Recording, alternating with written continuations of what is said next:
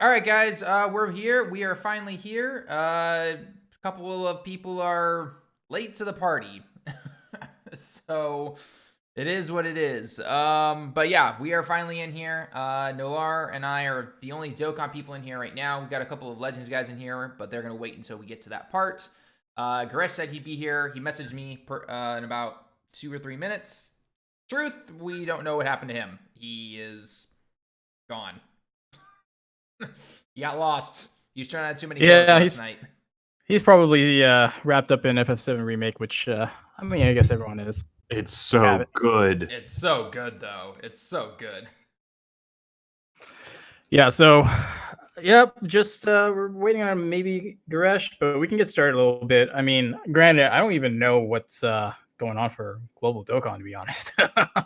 Other than Super Vegito EZA, that's pretty much it. That's about it. Right? We can speculate Goku Day, but it feels a little early to be doing that right now because it's only the 12th. It's only the 12th in Japan, the 11th in the States, so it's a little crazy right now. So yeah, it's a little nuts. But yeah, I mean, we can talk a little bit about JP if you want. I mean, I guess yeah. Why don't we just start up with the JP stuff, and then we'll go from there afterwards. Sounds good. What's our? I mean, so the first topic we can talk about then is, I guess, all of the EZAs that just came out on J. Hey, Goresh is finally in here. Oh, there he is. So yeah, why don't we just go and start with the JP stuff then, and we'll go into global a little bit after that. So starting off, we have the 3 EZAs for JP Dokkan. We have the Int Trunks, AGL Golden Frieza, and the Int Golden Frieza. Why don't we go ahead and start with Trunks, because it was mainly his EZA time to shine. I'm assuming you guys got it done, or at least Nolar did, because he's not like I am. What are your thoughts on the EZA himself? He definitely needed it. I only wish he got attack lowering with his super, and in addition to just the defense lowering. But overall, I mean, it's really good. He is very viable. I took him on the Legendary Goku event. Was fine. The only thing is because his defense is orb dependent. It can get a little hairy towards the end, you know, in MUI. But other than that, it was pretty good.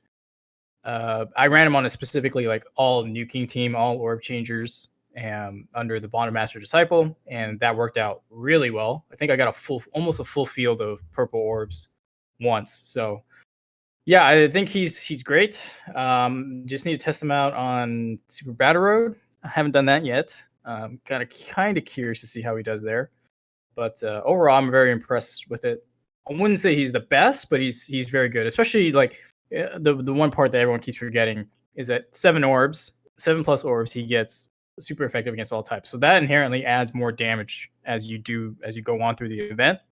So a lot of people kind of overlook that part of his kit. So well, I can actually fill in that Super Battle Road part for you. So yesterday in my time, I uploaded a video about taking him into Extreme Super Battle Road Super Int team, and yeah, he is pretty good. He did very well. I did a combination of him with having the Vegeta Blue on rotation, and then I had the support go on off rotation to kind of give a feel for what it was like with him, without him. Because obviously he helps change the orb, so he helps him be a lot stronger and a lot more tanky. And I even had one rotation where I threw him on, or I put him in the first slot. I didn't activate any items, and it was the Ginyu Force team that I was facing off against. And he had like 4 or 5 attacks on him. One of them turned out to be a super attack. I'm like, all right, let's see what happens. Let's see if he can tank. And I got a decent amount of orbs. I don't think I didn't get like the whole field or anything, but I got about maybe half or so. He was taking normal hits for about 900 to 1,000 damage, and then after that, he got super attacked for, I think, 90k. That's pretty decent. Yeah. Okay. Yeah, so you know what, considering what he could do before, it was a significant improvement. So I by no means, was disappointed with him at all. Yeah, that makes sense. I copied an idea, by the way. What I did? No, they did. when they made it. yeah. I did a I did a Yeah, I prediction saw video that. for the Trunks, and it's literally like identical to what it is. Yeah, you pretty much called every portion of it. Yeah, the only thing I wish he did was I wish he lowered attack on the super attack. Yeah, I mentioned that too. I think that's the one thing I wish he had to his kit. But can't ask for everything. But Yeah, I mean he's very good though. I was surprised they gave him 20%. I thought they'd give him 18. 18. Yeah, I when I saw your video, I was thinking the same thing. I was like, that sounds more reasonable. But 20 is great. Yeah, especially because like the defense even more so than the offense. Like 20% defense per orb is ridiculous, and like everybody's running him on the I think the master and student bond team. I think that's 130% defense, right? That team. Yes. I think, and then 170 HP and attack. Yeah, so like sure. even on a 130% defense team, that Trunks can get up to like 150k defense. The only thing is you kind of have to be like building the rotations around him for him to be the best. Which I mean, it's not the worst thing ever because like you just run him alongside that kid Gohan, and like he's just so good already that doesn't even make a difference. Because like a lot of times you run like the LR Go Bros, you kind of have to run him alongside someone like the movie support Gohan. Yep. And that Gohan isn't the best by himself, so it's kind of like gimping your entire team. Not kind of, because it makes the LR so much more powerful. But I mean, like that support unit himself is not really doing that much. But like if you're talking about someone like the Int Kid Gohan, like he's actually doing a lot. And it's not like you're gimping your team by putting him there. Yeah, not at all. I mean, yeah, I ran. So when the team I ran was the Easy A Blues or the Awakened Blues, and on one rotation, and then Trunks plus Kid Gohan, and then of course the two Gohans as lead, the future Gohans because of the leader skill. But then I brought Kaba with me, and I put him off rotation. And the one rotation where I almost had a full field was when Kaba changed. I think it was physical, and I had a bunch of physical orbs to strength, and then the next unit is Trunks, and he changed all the strength units to Int, and then everything else was Int, and there was like 2 rainbow orbs, so it was practically a full field. So he did like 4.5 million, almost something like that, like as an attack stat. So that was pretty impressive. Yeah, that's very impressive. And super effective. Yeah, it's and super effective. Yeah. So yeah, a lot of people were worried that super effectiveness part was only if you're facing off against the Realm of Gods. Yeah. Enemy, but because generally they've used like a semicolon to split something up, and sometimes you see that that can mean many different things sometimes. But then I looked back at the LR Broly and I was like, nah, and that is definitely separate because on LR Broly, the LR Broly trio, it has and for every little thing. So I'm like, last I checked, you can't snag physical and int orbs at the same time. So right. yeah, it was I think that definitely allowed people to be like, okay, this is definitely a lot better. So yeah, so super impressed. I'm glad he got his easy. I put him top 10 easily. I put him top 10. Top 10 easy. Top 10. Yeah. Oh, he's top 5. I mean, in terms of how far he grew from where he was to where he is now, I would say that too. And that no, part, I would say like overall unit, I would put him as a top 5 easy unit in the game. Who would you put in that top 5 with him? Just curiosity. Aside from physical Vegeta Blue, because we know he's number 1 for you. Okay, Janemba, Golden Frieza. I mean, let me take a look actually. Pull up the list here.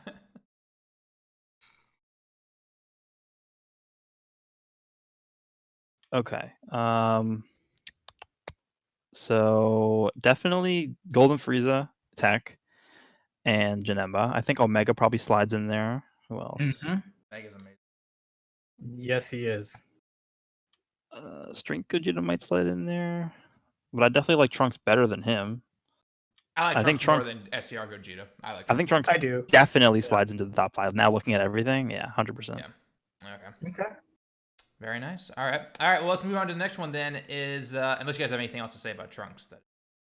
No, nothing else. Okay, so the top 5 for me, like if you want to include physical Vegeta Blue, would be physical Vegeta Blue is 1, and then the other 4 is going to be the Trunks, the Tech Golden Frieza, the Janemba, and then Omega. Those are the top 5.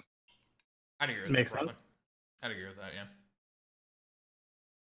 All right. Anything else, Nolar? Or are you all good? No, I'm good with. Yeah, that's all I got to say about Trunks. I mean, he's great. So you look forward to it on Global, guys. All right. And of course, guys, in the comments, if you're either watching this live right now or if you are watching this later as a video format, let us know your thoughts. What are your top 5 Easy A's? But let's go and talk about the other two guys real quick. And that, of course, is Goresh's favorite here, Golden Frieza Bonanza here. We got both the AGL and Int Golden Frieza Easy A's. I have had a chance to use both of them on my own account. Nolar, what about you? Have you had a chance? What are your overall thoughts and opinions? Yeah, so I ran Int Golden Frieza on 2 teams. A regular target Goku team because that's what he supports. He worked fine. I threw him off rotation. The best thing about him is he stacks defense and he's a support unit and he hits pretty decently, especially if you're against a Goku unit. So like he just fulfills all the roles, right? And in a longer event, he's going to stack enough defense where if he's on the 3rd slot, he won't be taking that much damage towards the end of the event. So that's really good. But I also brought him on rotation as on a Wicked Bloodline team, but with everyone in there from Target Goku, because pretty much everyone from Wicked Bloodlines also on Target Goku. And that worked out really well. So I'm thoroughly impressed by him. Actually, I would say I'm more impressed on the Int Golden Frieza than I am on the AGL. I've only ran the AGL once, and he was great. I mean, he's the tank that can stack attack and hit hard toward as the event keeps going. But the 40%, while it's better than the 30 or the 50 from before, I was kind of hoping it would just drop to 30 and then he'd be like pretty much a forever tank. But 40 is still kind of teetering on like, you might get below and you won't tank that much damage. So yeah, overall, I'm more impressed by the Golden Frieza than I am the AGO one. Goresh, You know what would be funny? You know what would be funny if they gave that Golden Frieza 30%, because then you could have a situation where that Frieza is going to be impenetrable until 30%, and then once you get to 30%, you could just have Int Cell transform. Because they're both on transformation boost. Yeah. I mean, that's also kind of what I was thinking is like Toa too, right? Toa's heal and attack boost and defense boost is 30%, right? Yes, it is 30%. Yes. Yeah. Yeah, so I was thinking that too, because the AGL, I was thinking like Extreme Super Battle Road and AGL. So like, even if you got 30%, but then Toa was, like I was just thinking that in my head. But anyways, yeah, like I said, I'm not disparaging the AGL one at all. I think he's still very good, but he's just strictly more of a tank than he is a damage dealer. And if that's the case, I'd rather then take the tech one if I had the option. Like, of course, if you're running Super Battle Road, you're gonna have to take AGL, sure. But if you of the options, like I'll still take the tech one, then I'd take the Int one, and then the AGL will be last. But again, I'm not saying the AGL's garbage or terrible. He's just not as good as the other upgrades. So for the Int Frieza specifically, I think they designed him really well because the Wicked Bloodline team didn't really have a solid option for like those longer events. Yeah, and except for Cooler's just good in everything. But like Cooler stacks attack obviously when transformed, but he doesn't stack defense. And like this Frieza stacking defense is something that the Wicked Bloodline team just never had before. I don't think there's any unit that stacked defense before on Wicked Bloodline. I don't think so. Yeah. So that's good. And then also this in a way, this AGL Golden Frieza is also sort of designed for longer events because he does stack his attack every time he supers too, which is also something I don't believe that the team had prior to this. I'm looking at the list right now. I don't think any other Frieza stacked attack or Cooler stacked attack on super attack. Dude, it doesn't SDR look like Cooler. Yeah, but besides SDR Cooler, besides him, yeah. I'm like, is he really forgetting? No, but I think like it's good that they're doing like these EZAs that make the units better in different situations, right? Like you don't want to have like 6 versions of STR Cooler that are all doing the same thing, or that's not a good example because you would actually want that. You don't want like 6 versions of like the AGL Golden Frieza who are like all tanky and then they don't do anything else. Like I think them sort of branching out and doing these EZAs to fulfill different modes is really good because like this Wicked Bloodline team never really had these tools before. Now they do.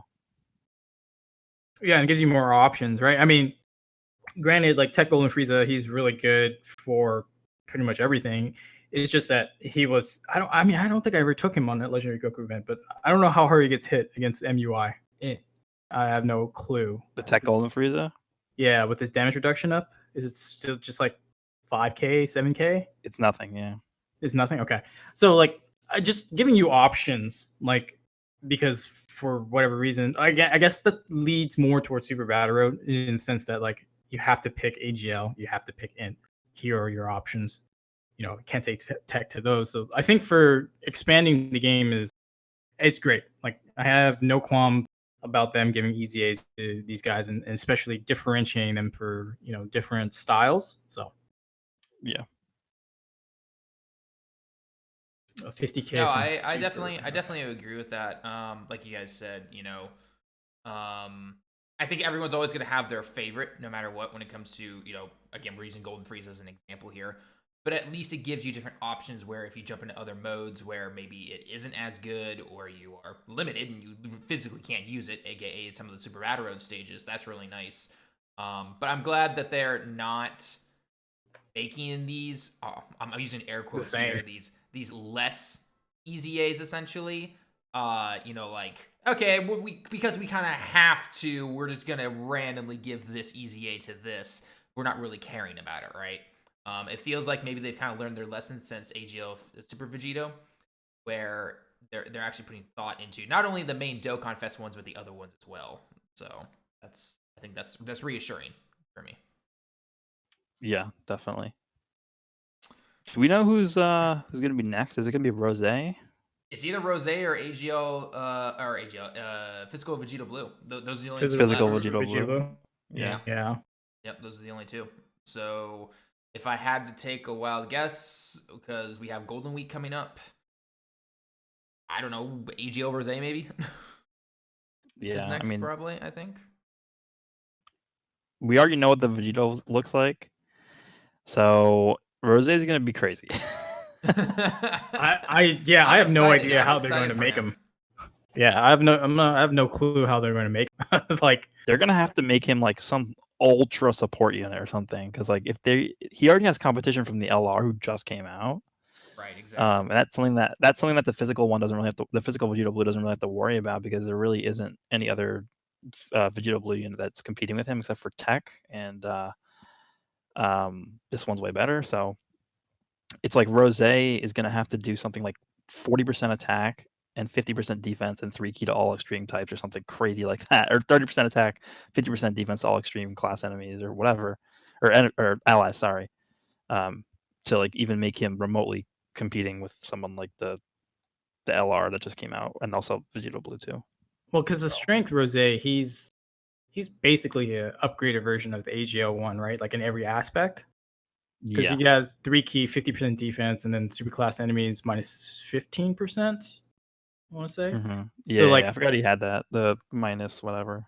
Yeah, attack and defense on super class enemies. So like the only way they can make AGL, they just have to completely get rid of the strength one. You know what I mean? Just give whatever they gave strength, upgrade it, and just give it to AGL. It's the only way I could think of giving them an easy A, because the Int one is just a hard hitter, right? Like that's just it. He's damage dealer. That's pretty much it. So that's one way to differentiate it, I guess. I have no clue how else they're going to do it. The only other thing I could see them doing is making this guy like super tanky or something, because none of the Rosés are currently that tanky. That is true. Like, what if they gave him like 50% damage reduction just straight up? Ooh, and then they gave him 50% defense to all extreme allies, and then 3 key, and then like 20% attack, 20%, and that was it. Yeah, and in addition to that, or playing around with it, they gave him the ability to debuff the enemy superclass enemies too. Yeah. So make him even tankier. I mean, I don't know. We'll have to see, because there needs to be other options. Like definitely. Yeah, I mean, because Rose's the Int Goku Black that transforms into Rose, he's just, you know, basically a hard hitter, but gives 3 key. I mean, I don't know. It'll be interesting to see how they work him out. I mean, I won't be surprised if they give us physical Vegeta Blue next, and then like throw global bone and give him the Int Trunks at the same time. So then we're all kind of like on track per se, but who knows? I have no idea what they're gonna do. And to be Yeah, fair, I don't think we they saw that with the Vegito, not Vegito, the Int Vegeta, like getting delayed by like 4 months or something. Yeah. Oh God, yeah. I don't know, man.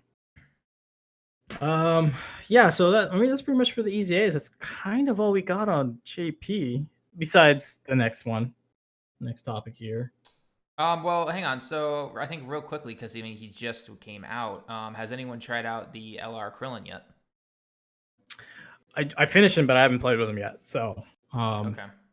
no, but yeah, I mean Yeah. from what He looks pretty good. yeah, he looks great. I mean, he's built for world tournaments, all I can say. It just seems like they're content on doing the style of world tournament the way it is because of how they made him. So don't think we're getting a world tournament refresh anytime soon. Probably Yeah. not. Please, just if there's one thing you're going to be working on, please just revamp the world tournament. It's so boring. Like I just did the Zenkai 7 Goku grind, and I still think the world tournament's worse. Yeah, I agree too. I absolutely 100% agree. Because at least with the Zenkai grind, you're like doing it with people, or at least Yeah. you should be, with people you know. So that's the social interaction's good. But if I'm grinding world tournament, I could literally sit in a cubicle with some headphones on and just go to town if I wanted to. And no, I don't want to do that anymore. So please change it. But yeah, getting back to Krillin, yeah, he looks really good. He looks like he's built just for the world tournament. We're gonna have to see when that comes out. But yeah, that's pretty much it. Alrighty. So then. Oh, do we wanna talk about the Earthling category at all? Sure. Let's rip it a new one. Say. Well, no. Okay, so here, I'm actually not that upset about the category because it makes sense. Like everyone who should be on the category, in my opinion, is on there, and it's just like inherently the category is just not going to be that good. It's just like if they introduce like I don't know, like some like Otherworld Warriors, like I'm not that upset at Otherworld Warriors because it kind of makes sense, but it's just like I don't know. For a Dokkan Fest unit, I don't get it. But for someone like Krillin, who's a free-to-play Prime Battle LR, like at least the category makes sense, and you're not going to be really using him as a leader, so it's like kind of whatever. The only thing I will say about Krillin that I'm kind of upset about is that why is he not on the Explosion of Anger category? His kanji literally has the same name as the category itself. Yeah, it's literally just makes no sense. Oh my God. I can't stop laughing whenever I see that. I'm like, you literally put in anger in his name. Oh Yeah. my God. I don't know. I mean, his categories, like you said, everyone who is there should be there. It's just inherently the category is not very strong. So, Right. yeah, unless they start dropping some like I don't know what could they drop to like really boost the category up. The one thing I could see them doing is doing like what a lot of people have talked about before, like the free to play like Z Fighters team, like the Team Bardock thing. They Team could do Bardock, that. yeah. Like I don't know, like the fact that they didn't put like Goku in there, like Kid Goku, I think you could put in there if you really wanted to. But they didn't do that, which I mean, I guess it kind of makes sense. I mean, he's a Saiyan technically speaking, so yeah, not an Earthling. But I've seen some people talk about. Well, there's I've always. seen some people, I'm just saying I've seen some people talk about like Android 17 and 18, like should be in there, which I kind of understand. But I don't know, like the category I feel like is pretty how it should be. I don't know. Yeah, it's just not strong. That's the only problem. Yeah, and honestly, I think what the category needs is some actually good modern cards that are in there. Like let's be honest here, like LR Yamcha and the LR Tien and Chaozu, they're fine, I guess. They're not really that good to be honest. But other than that, it's like everything else is just kind of average, and it's just like they need a few buffs, I think, and then it'd be a fine team, right? It's not gonna be it was never gonna be the Pure Sands or the Patara type team, but you know what? It could at least be a decent team. So yeah. Well, I mean, the only way I can see them making the team good is if they give if they come out with like a Dokkan Fest leader for the team and it was like 200% across the board stats. They have to basically be that, yeah. Because they unless even you're gonna release like a TUR like Yamcha, or like a TUR like I don't know, because we already have an LRTN and Chaozu, which Chaozu, yeah. aren't that good. Like I don't even know what else I could do. The first thing I need to do is awaken the Ox King SR, please. Hey, he's good defensively. Because What a about lot of the categories cross over between the Dragon Ball Saga, right? Yes. pretty much, yeah. Yeah, so that would help a lot. The only thing I could think of is like a Master Roshi that goes full power, Oh, yeah. transforms. And then he would be both Earthling and full power, or whatever other category they want to bring. Because they usually, with the Dokkan Fest, they bring a new category plus an existing one, right? So we have enough full power leaders, in my opinion, for now. Oh, please, yeah. You don't need more full power leader. Yeah, so I think it would be Earthling plus as the existing one, and then whatever they want to make with Roshi. I don't know. Or he could be like a World Tournament and Well, he could and be Earthling. Master of Student Bond, right? That would make sense. Yeah, that's true. But I'm just saying, like, that would be a good thing. Do all the Earthlings even link well together? A lot of them have like Z Fighter and stuff, so yeah, kind of. I mean, it depends. Like if you're running like Krillin, Tien, Chaozu, Yamcha, whatever, like they all link pretty well. But then if you throw somebody in like I don't know, like the LR Oob, like he's not going to link up at all. Well, he's still sufficient at least, so. Yeah. But he's not going to help like anybody else on the team, really. Yeah. So I don't know. He creates orbs, doesn't he, or something? I don't remember. Who, LR Oob? Yeah. He changes orbs when he transforms. Oh, okay, yeah. Like what are his conditions are pretty bad, right? Yeah, he's fine. 40%? Honestly. I like him. Oh, 40% or less? Actually, see, not that bad. Yeah, you'll see it more often than you think. Or in the cell. Yeah, well, yeah. Let's not talk about that. Yeah. So I mean, again, wrapping it with LR Krillin, he's good. I just need to use him on a world tournament. From like the showcases I've seen, he hits pretty decently, and I like his animation. So there's that. But I don't have much experience with him. What do you guys think about him compared to the other Prime Battle LRs? Think he's the best? Yeah, he's clearly the he's the best best, Prime yeah. Battle LR. Yeah. I'd say he's the best. All right. So there are two topics to talk about for both Global and JP because they're kind of combined in terms of the timing when they come out. But I thought before we do that, why don't we go on to just a little bit of global information that we have, and that is the EZA for Super Vegito, if we need to add anything to that, or how global players are taking it. You guys can let us know in the comments. And then we're going to get into the big kind of thing, I guess, to start talking about or theorizing potentially is Goku Day for global and Golden Week for JP. Again, we'll probably end up talking about this next week and the following week, especially when we see V Jump. But I figured we can at least just give our, quickly, what do we want to see? And then that'd be it, not going through every single possibility, obviously. But first off, for global, they got the EZA for AGL Vegito. Goresh, you've had the chance to get him now, right? Or is Goku taking up all your time? I haven't gotten him yet. I've literally been so Goku 16 hours a day on Goku. Okay, well, working full time is not easy. Yeah. Yeah. I don't know. I mean, again, based on when he came out of JP, his EZA is fine. He's not bad by any means. He's, obviously gets a decent upgrade, but it was definitely lackluster, I think. And I think a lot of people agree with that. So. Yeah, the one thing I'm interested in doing with him is running him alongside the physical Vegito Blue, because obviously JP doesn't have him yet, and that's something you can only do on global right now. Yep. So the thing that makes that exciting is that the Super Vegito has that attack raising in his super attack. I think it's 35% when he EZAs, which I think is the highest in the game. It's up there.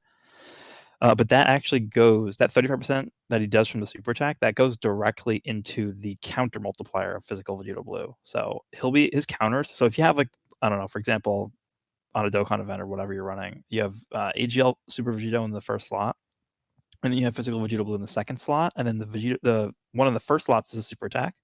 He raises physical Vegito Blue's attack by 35%, and then that's going to do a lot more damage to his counters.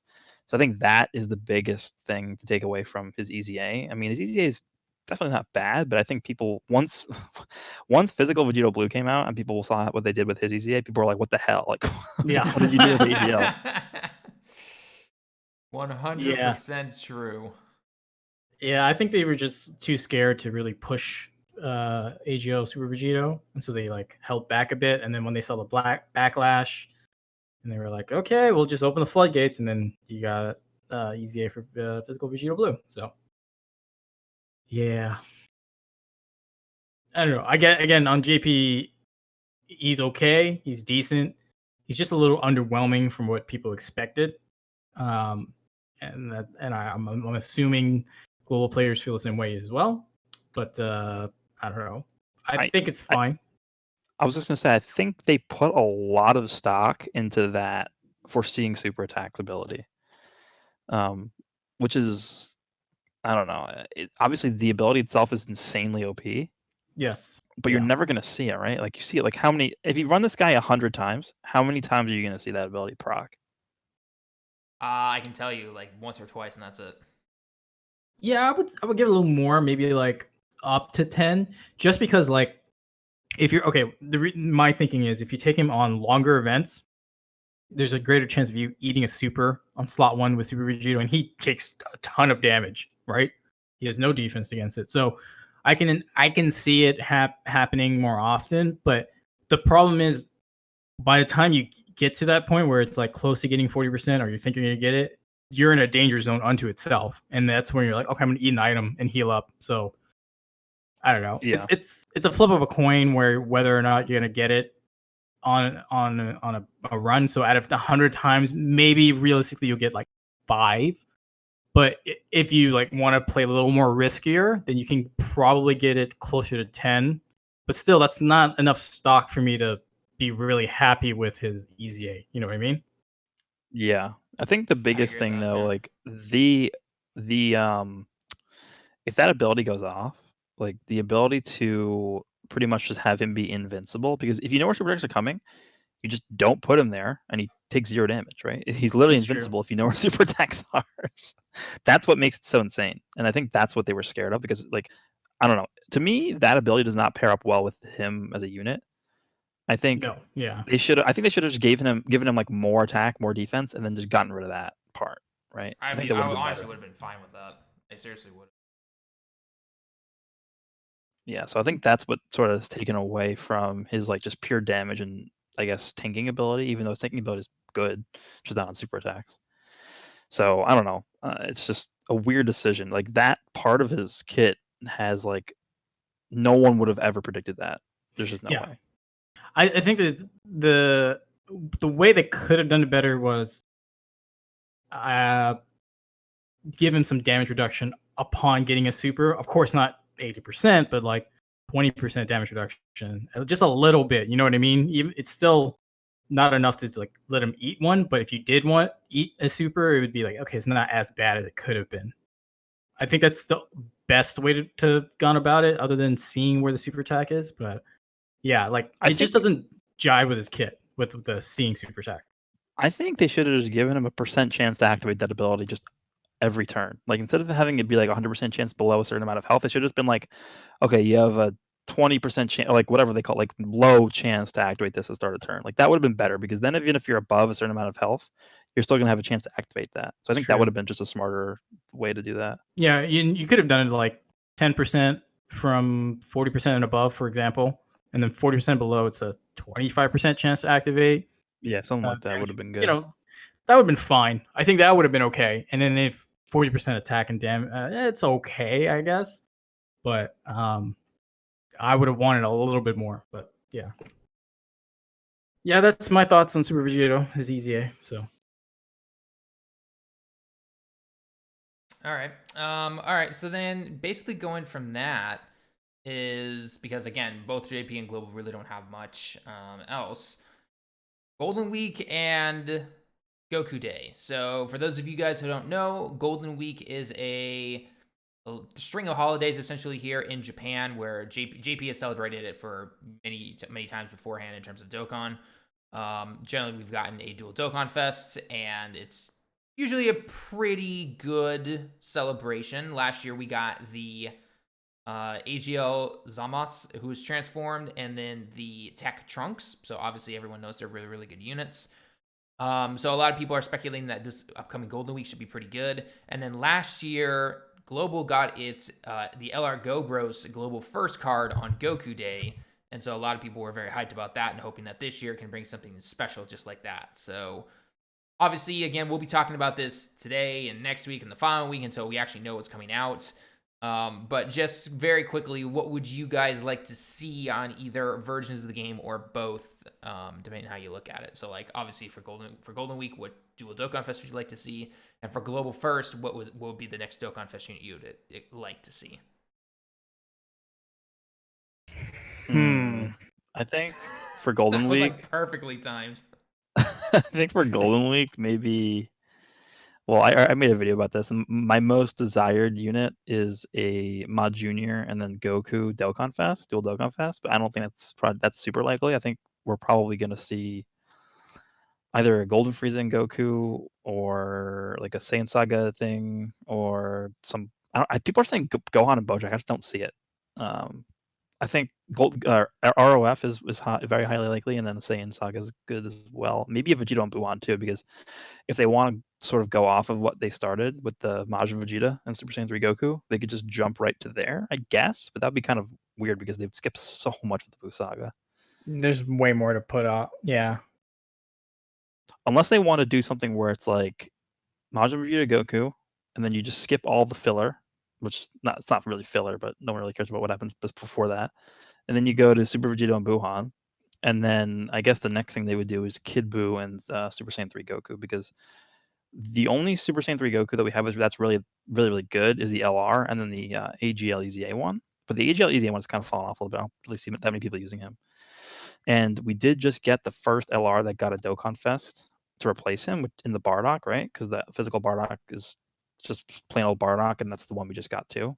Yep. So I could see them doing the same thing with Super Saiyan 3 Goku, because Super Saiyan 3 Goku, like, we're eventually going to get more of him. Like, there's no doubt about it. So might as well start now. Yeah, I'm thinking Raiyuden took over your body and said all that just for the second here, but yeah. Oh yeah. What's your prediction on Goku Day then for Global? It could be literally anything, right? I mean, or instead of prediction, what would you like to see? What, like, what would you, Goresh, like to see in the game that you think needs? I would like to see a Namek Goku that's Super Saiyan, but the only problem is that's not going to happen because we're about to get the Spirit Bomb Goku, right? And they're not going to do two Super Saiyan Goku LRs back to back. That's true. I have to think about it. I mean, they're not going to do UI Goku for Goku Day and Global First. People on JP would kill themselves. You're not wrong. You're absolutely not wrong about that. Let me take a look at the Pure Saiyan category and see what they're missing. I'll tell you. Be back to me in like 5 minutes. All right. That's a pretty big one. All right, Nolar, what would you like to see for Golden Week then? Golden Week. I personally want to see Saiyan Saga. And the only reason why I think that's a little more likely is just because of LR Crillon. Because then that means we could probably get some like side Earthling characters to go into the category. Like if I were running Akatsuki, that's what I would do. You know what I mean? Just kind of build up a little bit of hype and then fill out the category a little more. But again, I'm not running Akatsuki, and I don't think they're running themselves either. So, yeah, it could be anything. Like Bojack and Gohan would be good. It's just I don't know where that's coming from, to be honest. Like it would want it. Yeah, I guess people want it, but like it would be kind of at a left field. And but again, to be fair, Akatsuki left field, like synonymous, right? So, yeah, I mean, any dual Dokkan Fest, like Super Vegeta and Buhan would be great. It's just gonna be kind of weird to see how they're gonna run Super Vegeta, because is he just gonna be Super Vegeta? Is he gonna be base Vegeta? But then that invalidates running the LR that we just got for 5th year. Like, is it gonna be Goku and Vegeta together as one combo card, maybe, and then fused into it? I don't know. That would be kind of cool. Yeah, I don't know. Like, lots of options in terms of Golden Week. There's no LR. I think we talked about this last week. I don't think there's an LR that goes right after Golden Week, right? Like from that same celebration. So We didn't get one the last few years. No. Yeah, so I think it's just the 2 Dokkan Fest and then whatever celebration style events they want to give us. Mhm. The reason why I think Saiyan Saga is going to be the more likely is because then they could run a story event with that. You know what I mean? Mhm. And then so that you can have a farmable card, and then there could be a easy a boss. But then again, we haven't seen one since Cell at 300 million downloads. So who knows?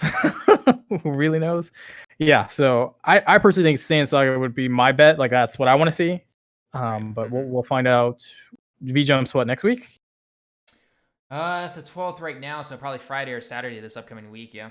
Well, with COVID, is there a possibility that things get delayed? So obviously stuff like V Jump is pretty much almost any monthly, once a month magazine. So that's mostly V Jump. Things that are like Shonen Jump, which are which are weekly. So that's where you see like One Piece and everything, and where you used to see like Naruto.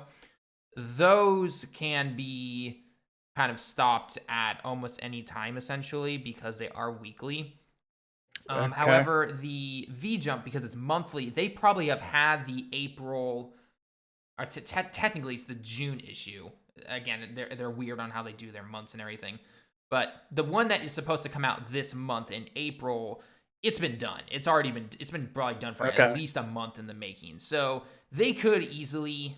I think they still will release it because a lot of people actually order it in terms of like it gets delivered to your door on the day if you want to.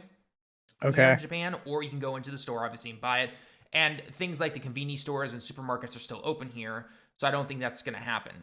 Maybe for the May one, depending on how bad this virus continues to spread and everything, that could potentially stop the one coming out in May. But until then, the one next week is going to be.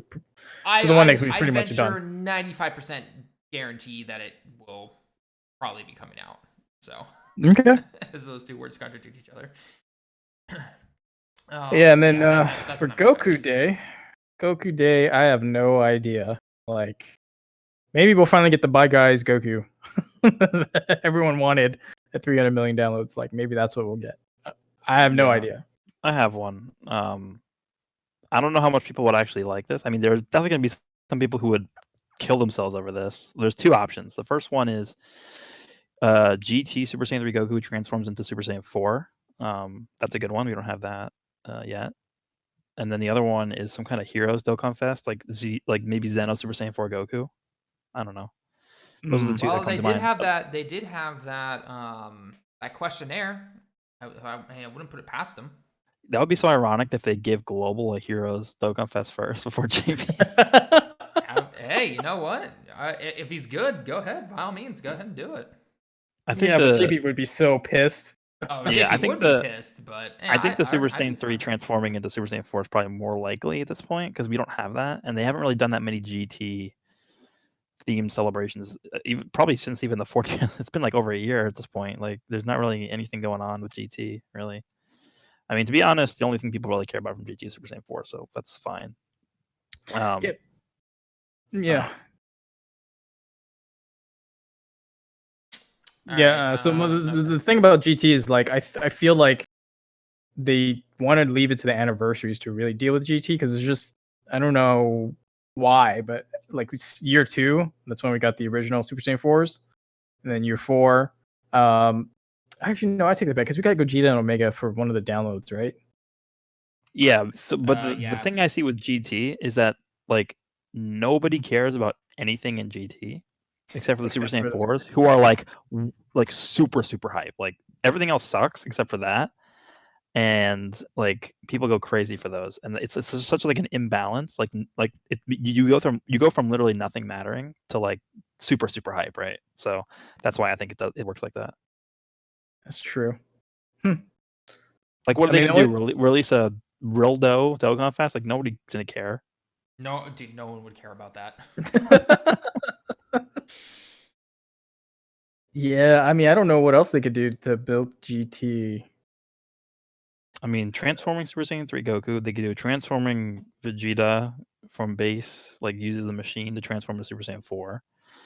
We still need the transforming Sin Shenron into Omega, and then obviously we'll get a new Super Saiyan 4 Gogeta with that. They could do Super Saiyan 4 Goku and Vegeta, who fuse into Gogeta. I mean, it all comes back to Super Saiyan 4s at the end of the day, because again, nobody cares about like any of the other characters. Like they could do a new Super 17, which you probably will get at some point.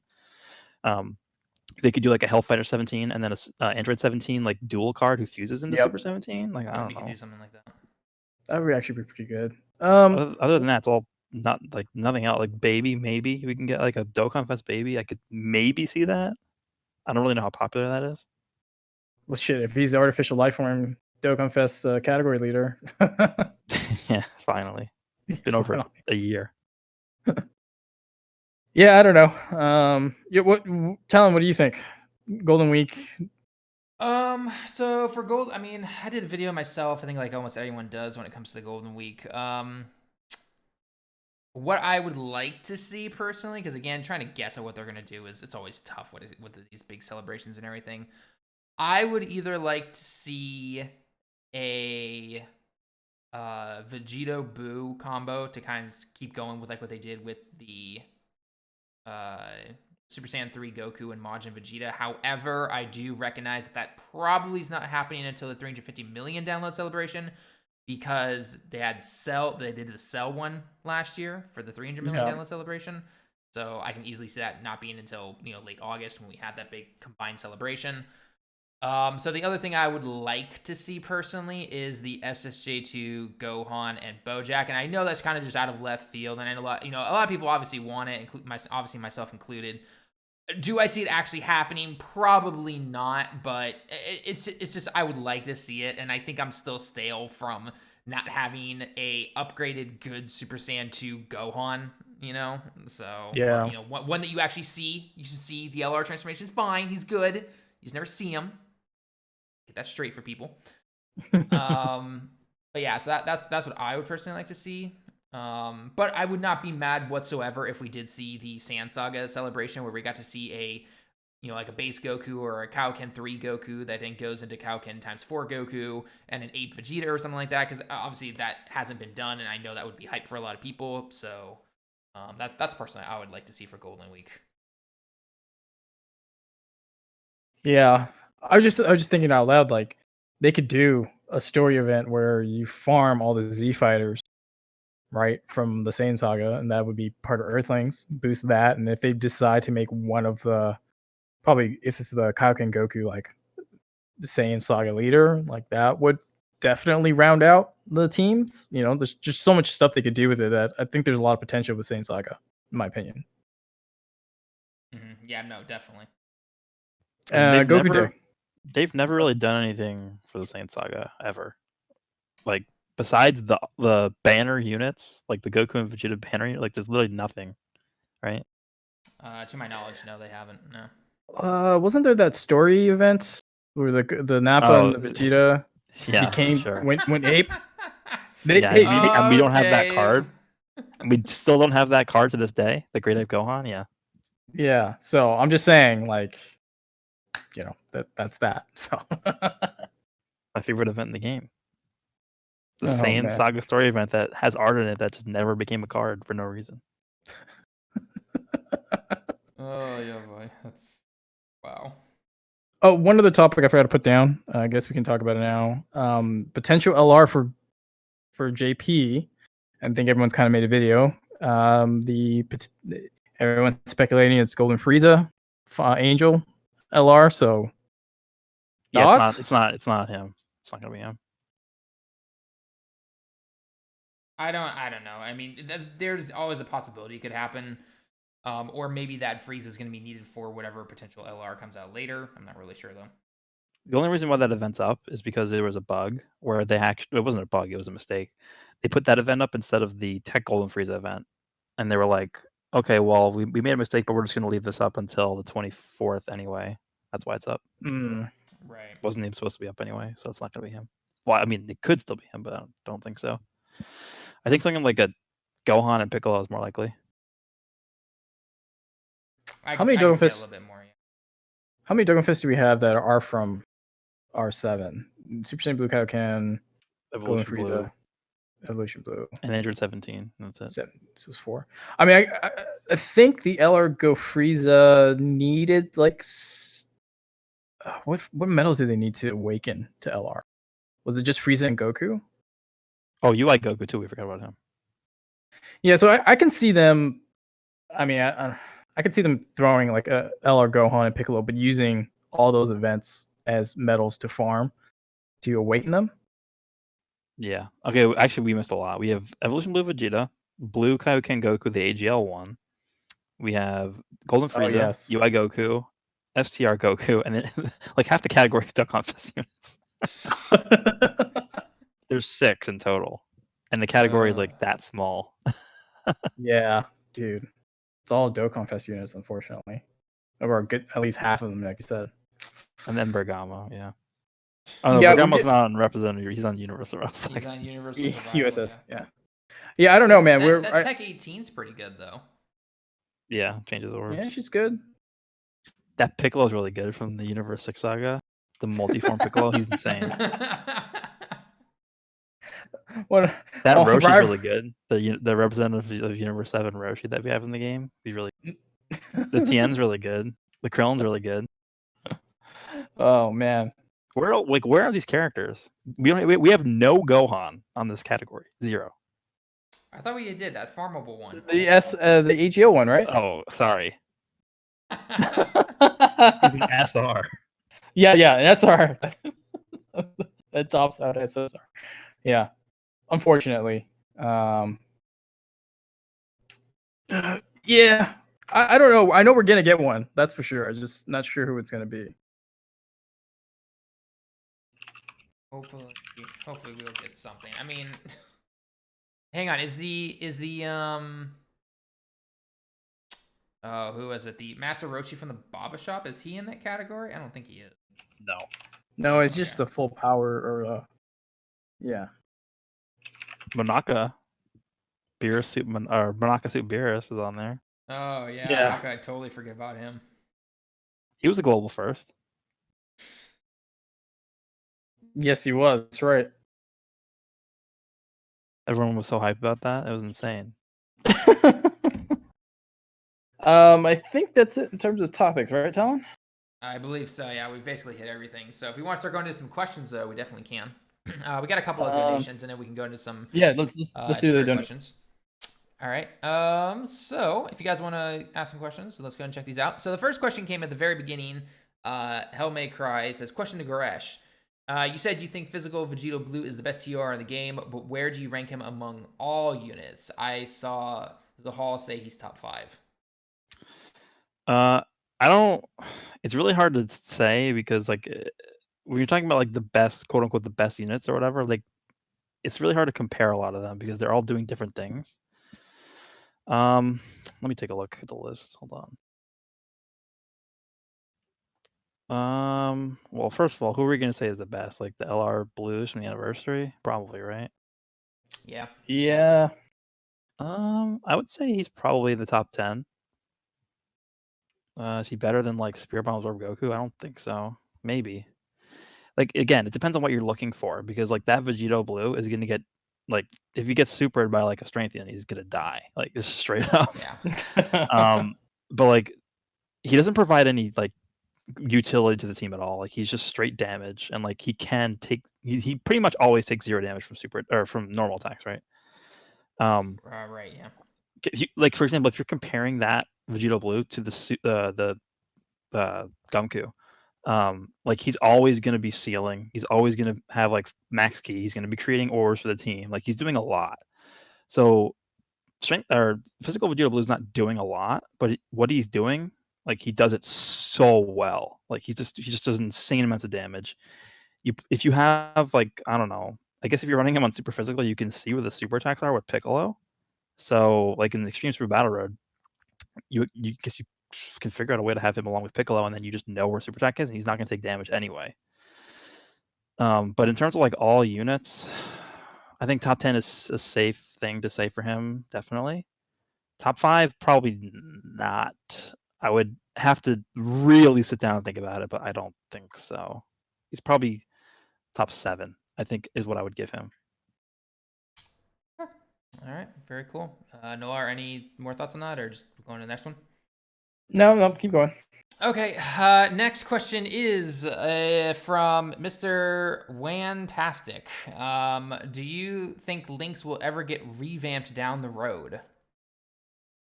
Sorry, can you say it again? Do you think Lynx will get revamped down the road? Oh. At one point, I mean, would have said absolutely yeah, but right They now, haven't done it in so long. and there were a lot of opportunities for them to do it. When they did any of those Right. quality of life updates, like version updates, like could have done key links then or links then, but I don't know. I think key links have just as much of a chance of getting updated as we do of getting more story. Okay, so never happening. Got it. All right. Because think about it. When was the last time they did a link update? Like 3 years ago. At least 2 3 years ago? years ago, something like that. I don't remember. Think about how many more units are in the game now, and think about how much that would affect the game. Let's say they change Saiyan Warrior race to a percentage. Think about how many units that's affecting. Like that's going to change the entire game. That would be a lot. That would definitely be a lot. That's just one link. Like I don't know. I guess they could go ahead and change like some of these like niche links, like Android Assault or something. Like that would fix the Android team. Well, that wouldn't fix them, but it would make them better. I guess like fixing links like Saiyan links that some of them have, like I don't know, like again, Saiyan warrior race. Like a lot of units that are good have that link, but like I don't know. It would be too much of like a broad sweeping change. I feel like that would change the entire game. Whereas like when they change something like Android Assault, I feel like more of those really really niche links need to be changed. Not so much like those other ones that are on like every Saiyan unit. Right. Now I can definitely see that. All right. I'd say the biggest Okay. the biggest links that need to be changed though are the Majin Buu links, because Majin Oh Buu, God, yeah. like all those units are just automatically worse than every other unit in the game because their links Yep. are terrible. Yep. Like Yep. hold on, I'm gonna pull up a Majin Buu unit. Let me go here to Fierce Yeah, I think Battle. the Go ahead. biggest thing about links is like you said, if they updated them from a flat stats to percentage, that would probably change the landscape of things. But then that would also mean that there's a new move to, because they changed this link.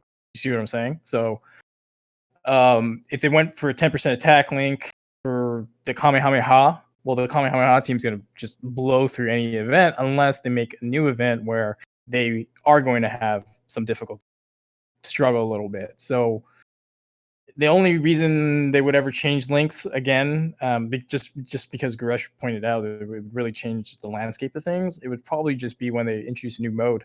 And then, like I said last time, like if they introduce a new mode, they can make it you can have 6 items because that mode is so difficult. You would need 6 items.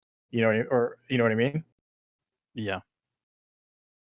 Okay, so I'm looking at like Int Kid Buu, Oh God. and well, okay, so here's the thing: his links aren't inherently bad because they're all attack links. So, like for example, Majin. Like when you think of Majin, you think of it as a bad link, but if you actually look at it, it's not that bad. It's 10% attack and defense, That's pretty which is good. not bad. Yeah. Then he also has more than meets the eye. That's the one that needs to be changed ASAP. It's attack plus 300. Oh my Just change it to God. key. Just remove the attack and change it to like key plus 2. If that link gave key plus 2, that would be such a better link. So Yep. that's that. What else we got? We got infinite regeneration, recover 3% health. That's useless almost. Just make it 5% and then give it key plus 1. That's fine. Wall standing tall is one that also people think about when they think about Buu units, and it's actually not that bad of a link. It's attack plus 15%. That's the same thing as fierce battle. Yep. Right. And it foils enemies' true power. I don't even know what that means. But that, like, I feel like again, the links inherently aren't bad for the Majin Buu units. It's just that they have no key and they have like no one to help them. So I feel like infinite regeneration, because like every Majin Buu character has infinite regeneration. That one, and then more than meets the eye. Like those 2 links need to be revamped for key. I feel like if you do that, it wouldn't really hurt the game or it wouldn't really change the game that much because it's only Majin Buu units that are getting the benefits from that. Right. Exactly. So that's fine. All right. Well, I mean, again, I think we all kind of said the same thing. I don't see it happening, but maybe potentially it does. All right. Next question. When will Truth make his top 10 most disappointing units so we can put EZA, Vegito, and LR Gohan, AGL Gohan 1 and 2 on there? I don't know. You can ask Truth that because he is not here right now. He abandoned us. So if you guys find him, go harass him on Twitter for a little bit and be like, "Yo, Truth, what the heck? Get back in the podcast." So more than likely, he's sucked into Final Fantasy VII Remake. I mean, I don't blame him on that, It's but so good. as Nasdorachi is in here. Alrighty, it is good. But yeah. All right, then next question is from Guy Face. By the way, guys, thank you for all of the super chat donations. Always appreciated. When will the extra item slots ever be opened? Stupid question. Just wanted to support the podcast. I think we kind of talked about last time, but the game is currently balanced around 4 items. I'm talking Super Battle Road and Dokkan Fest.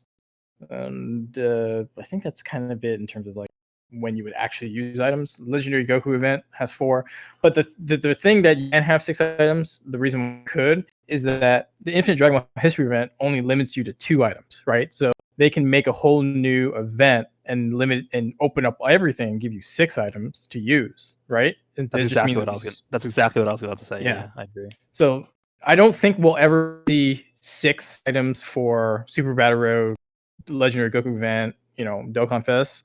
But if they want to make a new super ultra difficult event where you need 6 items, if you're a free to play player or a moderate player to get through, then I say, well, give it to us. You know what's strange is the fact that they even have those slots there. It's like when they were making the game, they were intending to originally have 6 in total. And then 5 years later, here we are. We still don't have them open. So it's like, why even have those like slots there? Just like remove them if you're not going to give us the items. Yeah, I mean, I think honestly, it's because they got sucked into the power creep. Because if you guys weren't around early on from the beginning of Dokkan, I mean, I was around maybe like 9 months into Dokkan. The power creep just blew up very quickly. So I think they just started. When they started upscaling everything, they just were like, oh, we can balance it around 4 items. Just keep it that way. And then now we're here and then we're like, yeah, we don't need a 6 items. So we'll just leave it at that. Because even for new players, it's kind of confusing because it's like you have the I think it's the Shenron wish that gets you the 4 item slots. And now it's like, okay, well, now that I got the 4 items, how can I get the 5th and 6th one? And it's like, okay, well, there's no way to do this. But for a new player, it's kind of confusing because you think there's a way because there's slots there, right? Yep. I agree. Talon? Pretty much you guys said everything I said or that I wanted to say. There was a time where I thought maybe they would finally start doing it when more Super Battle Road stages came out, but we've gone through we're at 3 different sections of Super Battle Road now. We have Extreme Super Battle Road out, and they still haven't given us the 5th or 6th item. So I kind of agree that unless they're going to make an event that is the only place you can use that 5th and 6th item slot, I don't think we're ever going to get it, to be honest. I really don't. Yeah, because think about what that would do. Like, if you're able to take, let's say they make a new event, and they're like, okay, well, now we're going to open the 6 item slots. So you have 2 extra slots. That's going to make every event that's not as hard as that new event, it's like so much easier. And I don't think they want that. It would definitely make some of these events a lot easier. It just there's no denying that. The only way I could see them not invalidating the other events while having one specific event that has 6 item slots is if like a never-ending like tower mode or a raid boss where you can't finish it. You're just trying to see how far you can progress in it with the 6 item slots. You see what I'm saying? So it wouldn't invalidate a Dokkan Fest I'll stop using Dokkan Fest events. Super Battle Road or Legendary Goku event difficulty with just 4 item slots. Well, that one's like, okay, let's see, can you get to stage 100 or 150 or whatever the 3rd boss or the 4th raid boss or whatever it is with the 6 items that you have. That would be one way to go about that. Definitely. Yeah, I mean, that would definitely be one way. I think any way to not sabotage older events, or not sabotage, but like invalidate it. Yeah, invalidate older events by releasing the new item slots. That's fine, because I think that's the big worry. Is like, okay, well, if we release these item slots, it's going to make every other event like so easy. So I don't know. I agree. I guess we'll have to wait and see what's gonna happen. But again, I don't personally see it getting changed anytime soon. So, all right. Next question is to all of us. Who are your top 3 most disappointing Dokkan units? And my only question to that is, are we talking Dokkan Fest or just any units in general that maybe you were hyped for, and then it's just disappointing, unfortunately. I have one that no one's gonna think about. But you guys can go first. 3, right? So, Yeah. I have 2 off the top of my head, and I'm yeah, I got 2 off the top of my head. Okay, so Super Saiyan 3 Broly. I was super hyped for it because I like Super Saiyan 3. It's disappointing. Int 18? Oh, not 18. 16. He's supposed to be AGL. Oh. Oh yeah, that's pretty disappointing. That's why I only thought of those 2 off the top of my head.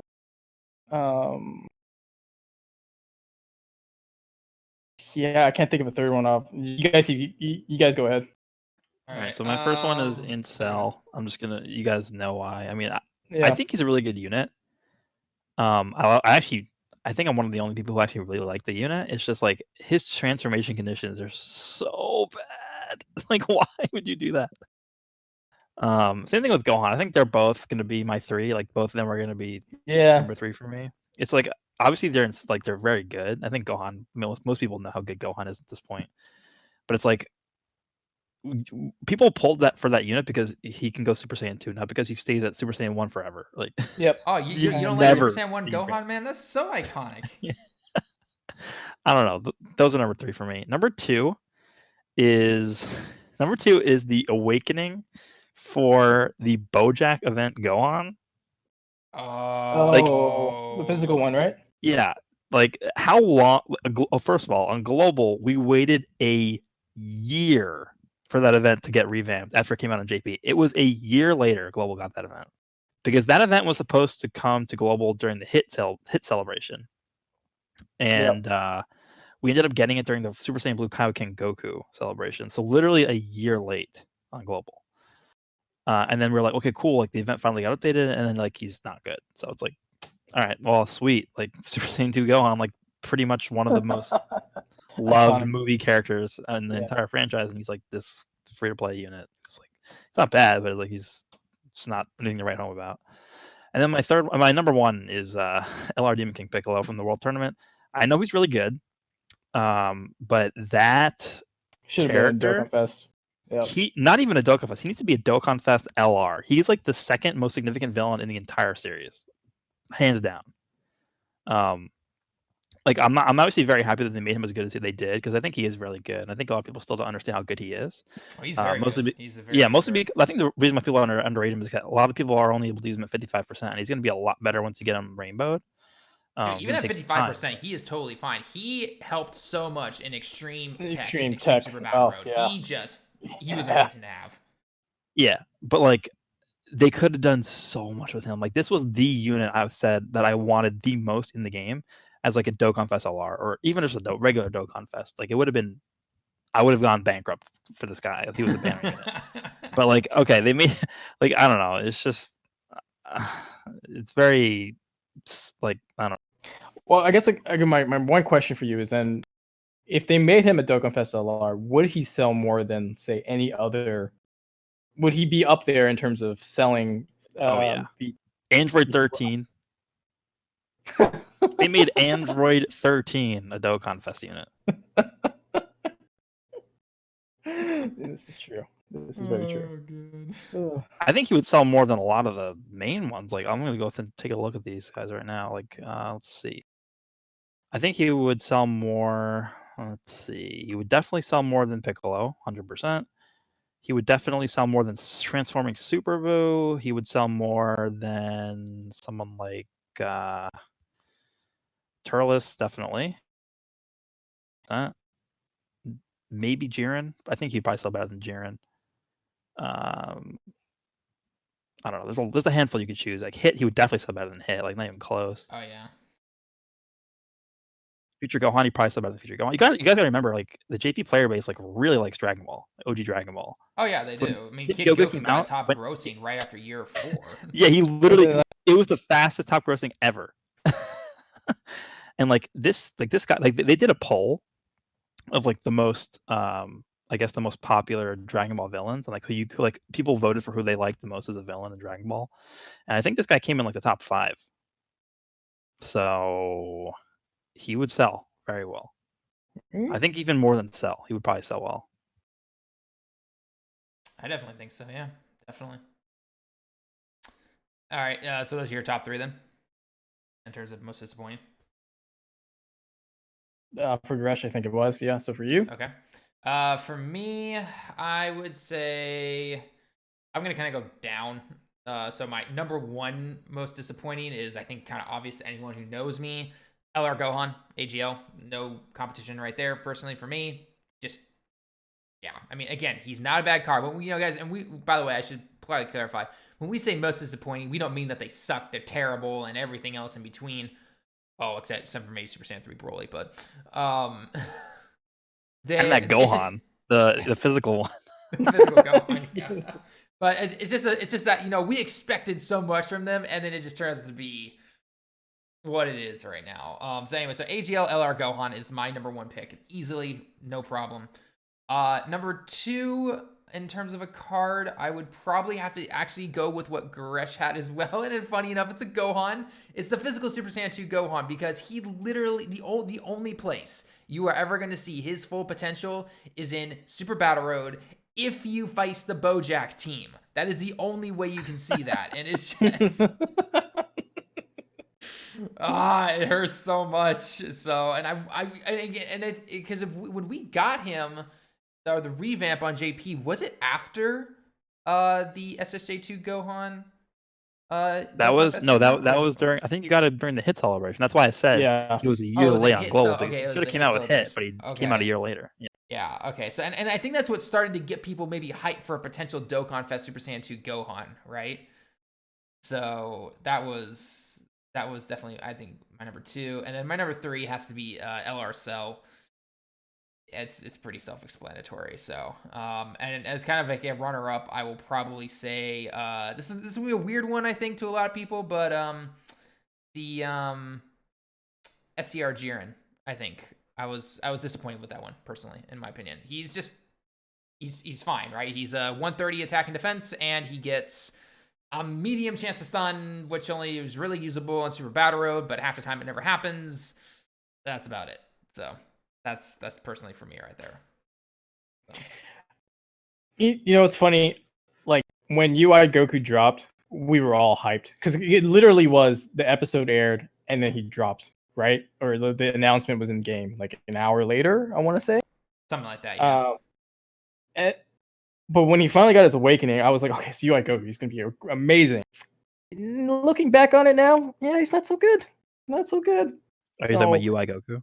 Yeah, UI Goku. So once he got his awakening, so obviously we're gonna get another UI Goku, probably a Dokkan Fest 1 and a Dokkan Fest LR, or just an LR. We're gonna get a couple of variants of them at some point.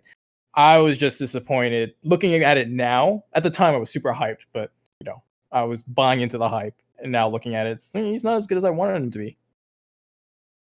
Well, you gotta remember, he was a TUR, right? And we just had gotten the Super Saiyan 4s before him, plus the baby and the GT Trio. So he was the first like big TUR to come out in like months, and we had 4 LRs prior to him. And like, I don't think like they couldn't have done anything to make that guy look really good compared to those 4, because like at that UI point, Goku was before the year 4 celebration. You mean the year 3 celebration LRs? Yeah. Sorry.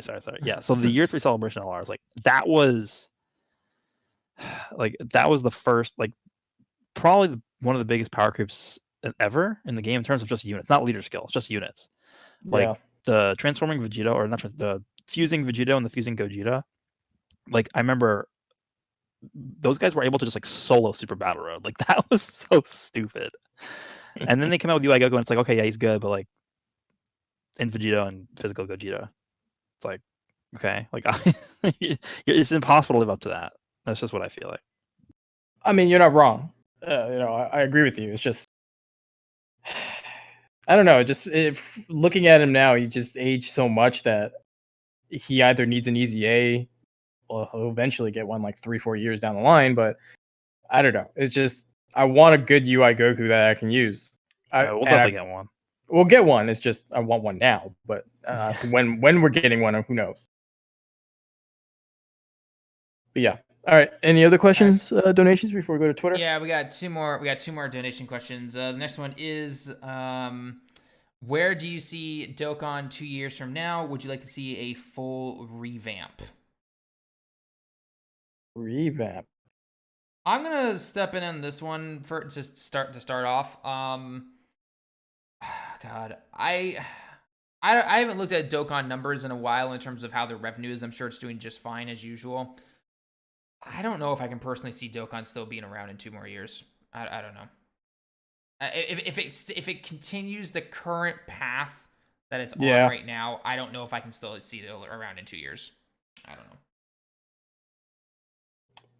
Yeah, since you qualified it as in, the way it is, I agree. Just because, like, for me, it seems like they're slowing down. And again, we kind of speculated last week it's because they changed the game producer. Is that what it was for Akami? Someone changed. Yeah, someone stepped down. One of the heads stepped aside to let another person basically take over. Right. So like, it feels to us that celebrations aren't nearly as good as they were before. There's no consistency in the scheduling or consistency in anything that they're doing. So it like right now in the last like 3 months feels like off kilter. And if we're judging that and using that to outlook the next couple of years, yeah, I don't know if it'll be around.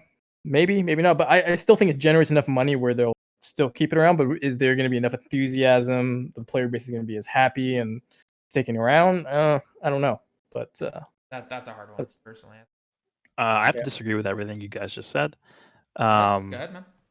I don't know, because like again, I think right now we're in a very weird time. Just not even like talking about Dokkan, just like in the world right now. That's true. So I think again, it might not have that big of an impact, but you never know like what's going on behind the scenes. So I think that is something that definitely we should consider when talking about like the events and stuff. But I do agree, like the same day was terrible. Like probably one of the worst celebrations ever. Was completely terrible. But you have to remember, like, look at the survey they released. They talked about like introducing like new game modes, heroes stuff, like all this stuff like they were talking about. So I think that has a big impact on what we might see coming up, and that vision that they have, I think, is a good sign. So I mean, they definitely make enough money. Yeah, I don't think Legends is still around. We're good for Dokkan. But I mean, I don't know. I don't see it going away anytime soon. Yeah, I mean, I guess well, time will tell. We'll have to wait and see what's going to happen. All right, and then final question is: LR Crillon should have been the first 200% 2 stats? Question mark. I feel like they would say that for a summonable unit. Like his leader skill is good for a generic category leader skill, but the fact is that his category is just bad. So like, what's the general leader skill that these units have for like prime battles? Is it 120, 130? Let me take a look. The prime battles, Cell before him was 100% to artificial life forms. Everything below that was, or before that was below that. Like Vegeta was 77, Trunks was 70, that kind of stuff. So I don't the think first they one would to break over the 100%. Yeah, I don't think they would release, because that would be the new highest leader skill in the game. I don't think they would release that for a free unit. I think they would start that with a summonable unit. Yep. I don't know. That's just me. I don't know. I think I agree with you. Where I think a Dokkan Fest unit would be a good place to do a 2 stat. I don't know why I said 2 stats as in like what, STR and tech or something. Is that what they're trying to get at? I mean, I think so. Okay. Anyway, regardless, or even just 200%. I think some kind of jump like that would generally be left for a Dokkan Fest unit. And we could say though, maybe Krillin is kind of like the foreshadowing for that, right? That regardless of your thoughts on the category for Earthlings, it's still a 150% and 4 key on a Prime Battle LR. So maybe we will see something like this for either Golden Week or July or the 350 million download celebration, where it is going to be close to 200% or it will be 200%. So you can see something like that potentially. The category needed so bad. Yeah. If they were going to release a Dokkan Fest for that category, what would it even be? I have no idea, because Crillon would Yeah, be the obvious choice, I think. Yeah, I don't know. Maybe like a TN from the World Tournament? I don't know. Yeah, possibly. Or a Buff Roshi, I guess, transforming Buff Roshi. I feel like people would summon for that. I think people would summon for that, yeah. All right, that is all of the donation questions. Why don't we pull up Twitter here for a second and see what we can snag? Yeah, I'll take a look too. Alrighty. We kind of answered that last time. Do we think Dokkan, does it feel like Dokkan stopped giving a damn with categories ever since year 5? We've kind of talked about that the last few podcasts and everything. Let's see. Find anything, Nolar? I'm still looking. Well, I guess there's another one. What do you expect for 350 million downloads celebration? And I personally think it'll be Boo and Super Vegeta. I think that's what it's going to be. for 350 million? Yeah, I think it's going to be that. Hopefully not a repeat of last year. Just say that. Oh, God. Oh, God. Oh, and can we please bring back the exchange mechanic? Like, freaking crying out loud. You know what? Maybe it's because this is a dual thing, and because for some reason they like to give global this, we won't bring this thing back for another year. We're not going to bring the exchange mechanic back for another year. I don't know. By the way, guys, huge air quotes and sense of humor here. So yeah, because the 350 million is usually super and extreme dual Dokkan Fest. So yeah, I don't know. You know what? That could be ROF if it's not Golden Week. That would be good. But Golden Week generally is also extreme super, right? Mm-hmm. Generally, it's been, yeah. The only time it wasn't was with the Jiren Awakening and the Evolution Blue Vegeta transformation card. But that wasn't even a dual Dokkan Fest. It was just No, that was such a weird. Like they really put a lot of stock into that Vegeta. yeah. It was such a weird time to be honest. But if this Golden Week isn't Buhan and Super Vegito, I would say 350 million dollars would be, because that's hype enough to sell. I'd agree with that. Super Saiyan 4 Gogeta and that was transforming Sin Shenron or something. Like a repeat of the 200. Is it 250 or 200? I can't even remember. I think it was 200. $200 million when we got Gogeta. Yeah. God, I remember when that happened because they. I think Renzi. No, when like the Gogeta was first data mined, everyone was like, literally like going insane. Yeah, I remember that because I was like, no way, they're not going to make this global first, and then it came out that this is going to be a dual release. Like, really? I think that was the first. That was the first ever same time release, right? Yeah, that was insane. I think that. Well, okay. The two most hyped things that I can remember ever in the history of Dokkan was that. But I think even more than that was when Physical Vegeta Blue and AGL Rose were first but shown in the news. Like that announced, literally that was the insane. Like people were literally like people were literally like dying when they saw that. It was insane. Which is why like I don't know what they're doing over there, not making another super, because Akatsuki would freaking love it. They would just be like, "Oh, the episode airs. Hey guys, new unit's coming out in 2 days. Here's a preview." Like, Yeah. Yeah. The the Vegito Blue preview, yeah, that was crazy. Let's see. Okay, that's a Legends question. More Legends questions. I think a lot of it's in Legends. We could hop on over to Legends if we want to now. Yeah. 'Cause we've talked about a lot of this either last time or we've talked about it briefly just during these other questions. So I have no, and I mean, yeah, there's no other donation questions, so we can easily pop on over to Legends if you guys want to. Yeah, I think I got one other question that we can move on. What do you think about a Dokkan Fest Mirrors versus Moro? Even though Dokkan doesn't do the manga, let's put the hypothetical that they did. Okay. Moro, I feel like they wouldn't do that unless we see more of him. Because right now in the manga, like they're right at the cliffhanger, right? Where Goku goes like UI Omen and he's about to fight Moro. Yeah. I feel like that's when you make the Dokkan Fest, like after this chapter is over. Because then you can see what he's doing. Like right now, it's just like he's like fighting like fodder level people, right? Yeah. Right. To be honest, I'm not the biggest fan of this manga arc, but I know people like Moro, so I mean, if they want to do that, I don't think they would do a manga character at the Dokkan Fest because even if you look at Heroes hasn't ever released anything about manga except for one time they did a Hakai Goku. That was the only time they did that, and they haven't touched Moro at all. So I don't know if Dokkan would do that or not. Yeah, I would say it's more likely that they're going to go into the hero than they would into the manga. So that's just my train of thought. Yeah, I don't. That's always a hard one to say, honestly, what they're gonna do with that. I don't know. We'll have to wait and see.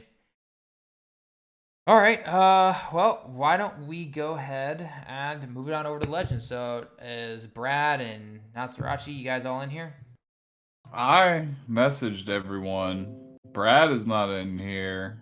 Nobody else is in here but us four that have still been in here this whole time. I don't know if Twitter is like broken right now and my messages is. are being Yeah, seen or not. It's not like I would send a message and it would show up like 3 hours later. Yeah. What's going on? Yeah. Let me But they DM should Brad still then. know. I mean, it's around about that time. They must all be playing Final Fantasy or something. Lost track of time. I think Raiyuden said he was going to be here too. I don't know. Yeah. Raiyuden. Raiyuden said he was gonna be here too. I don't know. Raiyuden and Brad and Bebop said he wanted in also. So I tried messaging Brad and Raiyuden already, but didn't get any response. I mean, we can. Yeah. Yeah, we can try contacting him real quick, but. All these no-showers busy on this quarantine evemas. Yes. It's not like it's basically what are you guys gonna do? All right, let's Hiding in their closets with their masks. They're the ones spreading the infection. They're the ones going outside when they're not supposed to. Okay. Yeah, I don't know where. I have so many DMs. Brad's not online on Discord at the moment. I don't have any DMs open with Bebop or Raiyuden on Discord anyway.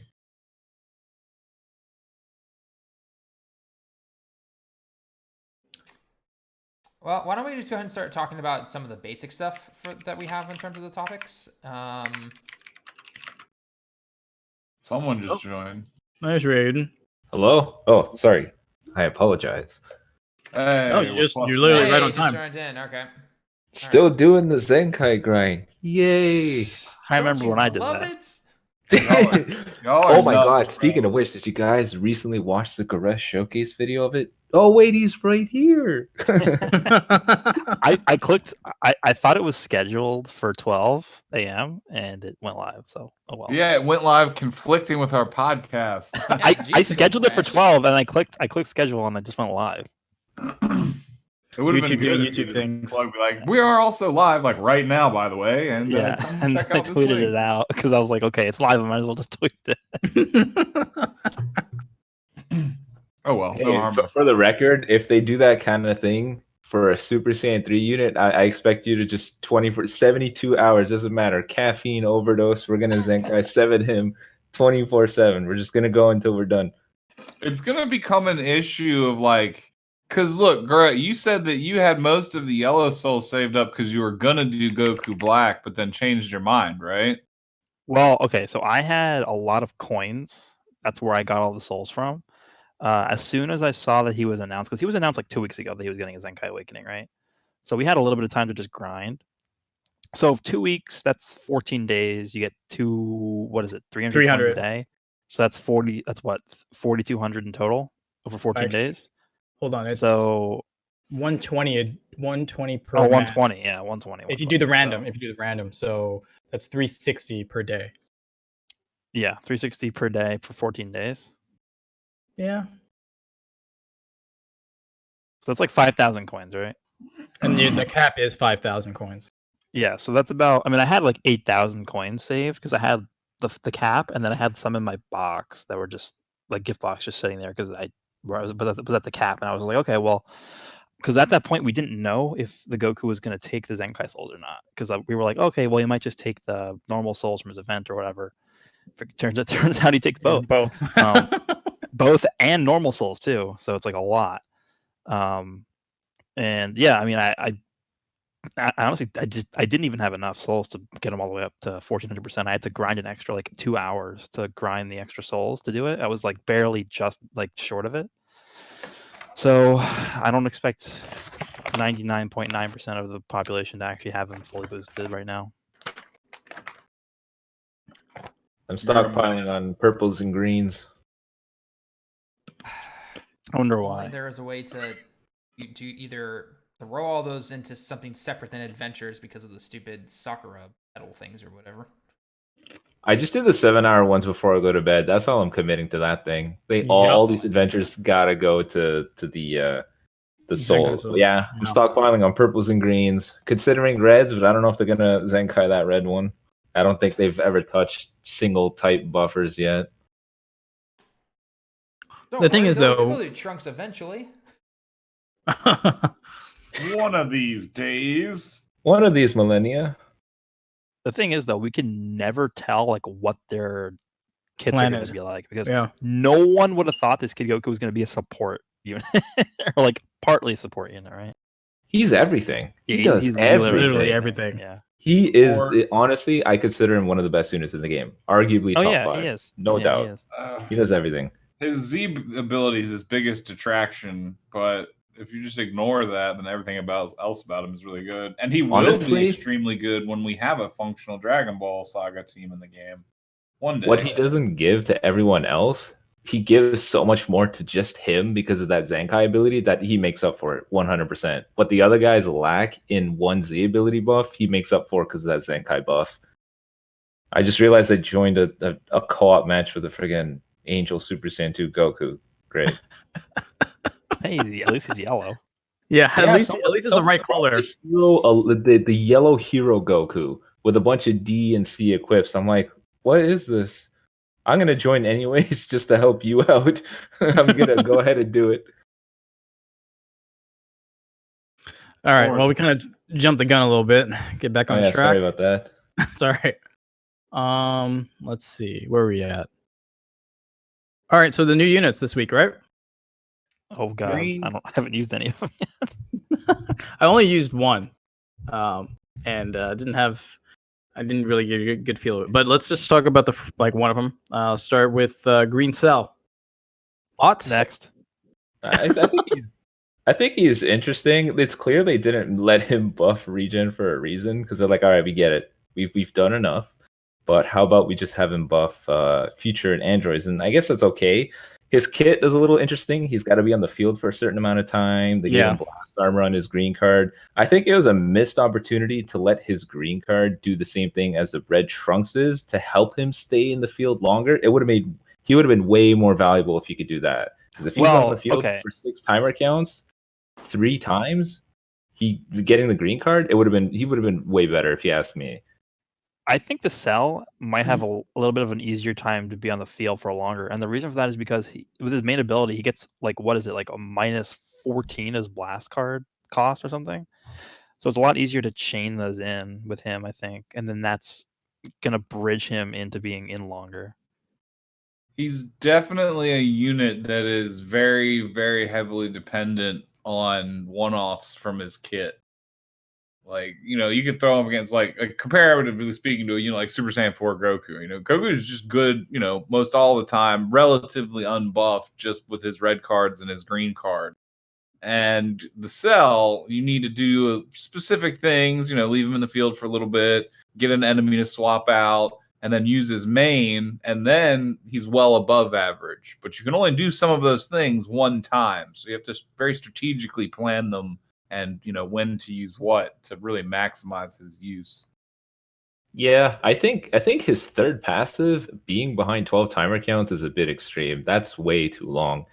I get it, the entire enemy team 50% additional damage for 20 timer counts, but like 12 timer counts on the field is a long time, especially for someone as squishy as this green Cell, because some of the most dominant units in the meta are purple.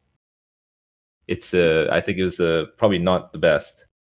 Yeah, I think like 357 would have been better, but there's no lock-in character to mix him with to keep his type advantage long enough to really activate that reliably, like you're saying. Because in this game, you have to think like 12 seconds doesn't sound like a lot, but that is well above the average time you'll keep a single unit in play in most cases. Unless, in some cases you have units like, Kaioken, Super Saiyan God, Super Saiyan Kaioken Goku can instantly regenerate his Vanish, or the new yellow Vegito. Characters that can do that usually see a little bit longer play time because you can reliably use 2 Vanishes no matter what. But a lot of other characters you swap a lot more frequently than characters like that. Yeah, his main makes up for it, 100% additional Vanish Gauge restore, but it just seems so like, one trick phony thing, It's just that one, he does it once because his main only gives it to him once. It's like he does that one thing once. And because he's not overwhelmingly strong, people will immediately just go into some purple unit, and then he's just not going to do that much damage. And there's no combo that you can do that'll keep you on the field for 12 timer counts. So it just seems a little off. I'm not sure. It's very, very, it's too situational to get. The too many things have to be too perfect.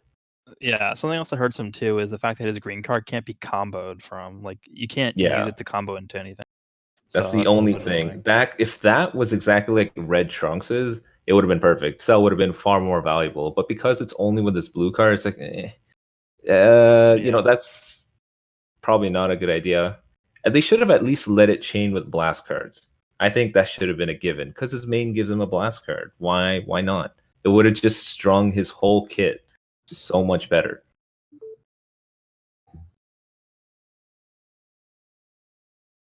Definitely. Yeah, I haven't used him. I've just heard people talking about him, and the consensus hasn't really been that good. It makes sense. Like, sometimes they have to release characters that aren't amazing. It's like the nature of duality. Like, everything can't be amazingly good because then what's good? Nothing's good. Yeah. Would he be? Regen has proven that false, but until this guy showed up. Well, I guess another question is like, if you could give him another color besides green, would that have benefited him at all? Yes. Besides his yes. kit? Yeah. Okay, so what color would that be? I would probably have given him, because he buffs future / android, I think blue would have been a bad choice for him. Wouldn't have been a bad choice for him. Yeah, I think blue or red. Yeah, it would have been wise. Like, I get, because like future, there's a lot of units on future that really benefit from green cards. So kind of, I think androids too, because like Super 17 can generate a lot of green cards, but he's green. So yeah, so I think green just wasn't a good typing for him. The Trunks, red wasn't the best typing either, but it's clear he was made not with like future in mind, but more hybrids. So I'm not really sure what they plan on doing with that tag, because usually when they do this kind of thing, when there's one unit that is designed for helping a different tag in mind, that's when they start getting the gears going to start buffing that tag. So I'm not really sure what they plan on doing. Come on, you know. I know they're leading up to the Spirit Bomb Sword Trunks. I'm confident, but And Vegito Blue is gonna be blue LF for future. That's yeah, why this I guy's not know. blue. Yeah, but I don't know. I'm trying to give them the benefit of the doubt that they're doing a big brain 3 chess piece play, but I think they obviously saved the better typing for the more hype units. So My favorite thing they ever did was when they moved LF Vegeta onto the feature tag, which basically invalidated Cell being on the feature team. yep. So like if they never made that Vegeta have the feature tag, that Cell would have actually been not a bad option on that team. But it's like now that LF Vegeta's on there, it's like why would you even use Cell on there? I'm still annoyed that his passive didn't get updated too. I think his passive to buff Future would have been a smart idea as well. It's just God Key and Vegeta family. I think if they sprinkled on a little bit of Future in there too, I think it would have been better. Oh wait a minute, all the Future units pretty much are cut. No, there's the Future Gohans, but yeah, it pretty much covers most of the units. Trunks and God Key, that's pretty much the majority of all future tag units. It's just the And future Cell. Gohan missed out. Oh yeah, and Cell. Yeah. I think it would have been a good idea, but And Mai, don't forget Mai. She's oh not yeah, touched. my. But she's green too, so she's rendered obsolete. She's better than Cell. Yeah, there is that. All right. What about Red Trunks? I He's haven't good. used- I think he's really good. I think his ultimate going type neutral was smart because it's like this one-shot nuke thing. His green card is one of the best in the game. You can literally chain everything into it.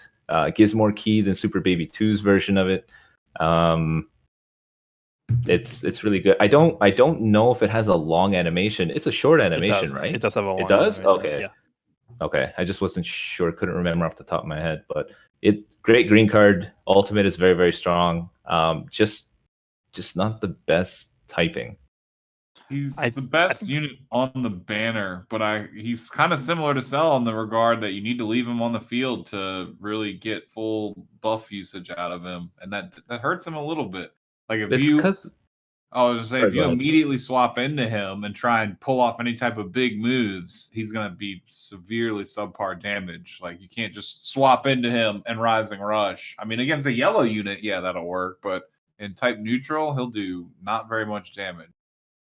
So you got to let him build his kit similar to Cell, but he's better than the Cell. Like for he sure. just does a better job of it because his green card is so good. It kind of feels like they were intended to be run together. So just constantly giving you out green cards, this guy could really take advantage of it. I don't know. It just seems so strange how I think it's deliberate, 100%. The biggest thing for me that this guy doesn't do, there's two big ones. The first one is his blue card doesn't have blast armor, and it's a melee oriented attack, which is weird because I feel like most of those like green cards or blue cards that like go into melee range now, like most of them have blast armor. So I don't know why this guy doesn't have that. And then second, he doesn't get key on his main, which is bad. Yeah, because that hurt him really bad. Yeah, because like a lot of the recent units that have come out that have an ultimate, they get key back on their main. Yeah. And this guy doesn't do that, so it's like I don't know. You have to sort of build the team around him for him to be good. Whereas someone like Super Saiyan 4 Goku just gets key for breathing, and he's just going to be good everywhere. It feels like they deliberately cripple some of these units because it's like, hey, that perfect kit with them being able to do everything. We're saving that for the unit that's on a step up for you to pull. This guy's just like he's the Walmart version of him. We're not going to make him that good. Yeah, but then every once in a while to counter that, they'll release an Ultra Space Time banner that's got amazing units. Like, of course, the legendary Bojack and Gohan Ultra Space. Oh, I know, but we're talking specifically these two here. There's no doubt. Not all of them can be amazing. They have to create some sort of artificial value, like economy in the game with this units being good and those ones not being so used to kind of create the metas that we see in the game. So these ones are definitely side grades. Like they're usable. Like if you don't have LF Gohan and you, for whatever reason, really want to run hybrids, like the Trunks fits that spot well enough, but they're not characters that like make or break or define any teams. That's for sure. Yeah, that's why. Whenever I get asked about it, I say nope. Don't bother summoning. Discount singles at best. GSPs at best. Yeah, and then they're like JK new summon animations. Everyone summons. Yeah, I got a lot of people that were saying, "Ah, too late. Now I have 100 CC. How do I farm a lot of CC?" I'm like, wait a minute. I told you not. I recommended not summoning at all. And then it's like, okay, what did you do? I did everything. Well, sorry to break it to you, but you finished the oil well. That's it. It's realistically, it's not going to be that horrifically bad because the anniversary will likely have some level of generosity going on. Like there'll be events, there'll be ways to get chrono crystals, and people will most likely pull some, if not all. Like if there's Legends limited units, it'll be a crapshoot for them. But most, like I would say, the average players will get 1, 2, most of the new units. So. Okay, This anniversary is a make or break moment for the game. This is not really related to the new units, but I just want to bring something up here because this is something I noticed back like a month ago. Maybe not a month ago, maybe like a few weeks ago when I was talking about like what to do, like coming up to the anniversary basically. If you guys notice, the Zenkai Goku Black banner, the Legends Regen banner, the Ultra Space M20 banner, and both of the step ups all go away on Tuesday. So I'm thinking we might actually get another big celebration this week. No, please. That's just what I'm thinking. I don't know. No, please. Watch them drop another, this time a paid Zenkai. It's like, oh, guys, alongside your free Zenkai, enjoy grinding this paid one. I mean, I wouldn't be opposed to them dropping like some hype Dragon Ball Saga stuff. Well, to fit with the Kid Goku? Yeah, they definitely. No, I think they're better off. I think it would be way smarter if they were to buff Regen again because they're not that good right now. Yeah, definitely. They need some help. It would make way more sense. What if they released like a second form Cell who was like insane? Yeah, I think they should. Just to make this one even look even worse. Make him anti everything. We have anti regen. Make him just do plus 100% damage to all tags except regen. It would be perfect. But I don't know. I think we're, it's likely that we're going to see something come out this week that's significant. We should add that on the list. Let's speculate. What could it be? What do you want? Well, Goresh already made it clear. Goresh really wants Dragon Ball themed stuff. But what about you guys? What do you guys think it could be? I don't know. I don't know if anything like ultra hype is coming, but it's definitely possible. Can we think of anything super hype? We already got. Wait, there was speculation for Golden Week for Dokkan. Would we imagine Legends doing anything, or did we already get that? Well, wait, what did you just say? Sorry, say it again. Did we? When is Golden Week? I apologize. End of the month. Yeah. I mean, Yeah, last so year I don't think Legends. Yeah, I don't think Legends. Last year. Yeah, because Legends is technically speaking a global game, so there's no reason to specifically highlight a Japanese national holiday for the rest of the game. That makes sense. Okay, so they did do something for Goku Day, which was the family Kamehameha Step Up banner. So it's kind of like the same time as Golden Week, maybe like a week apart. Week after, yeah. They should just call it the thank you celebration, or the I don't know, they find interesting numbers to put together for this, so they could find any reason. It's like, oh, we got 530,000 SNS double LF banner. Yeah, that's definitely it. Oh boy. So you think they would activate something else super hype like the same day as that double step up stuff leaving, or do you think they would let it simmer for like a week before they?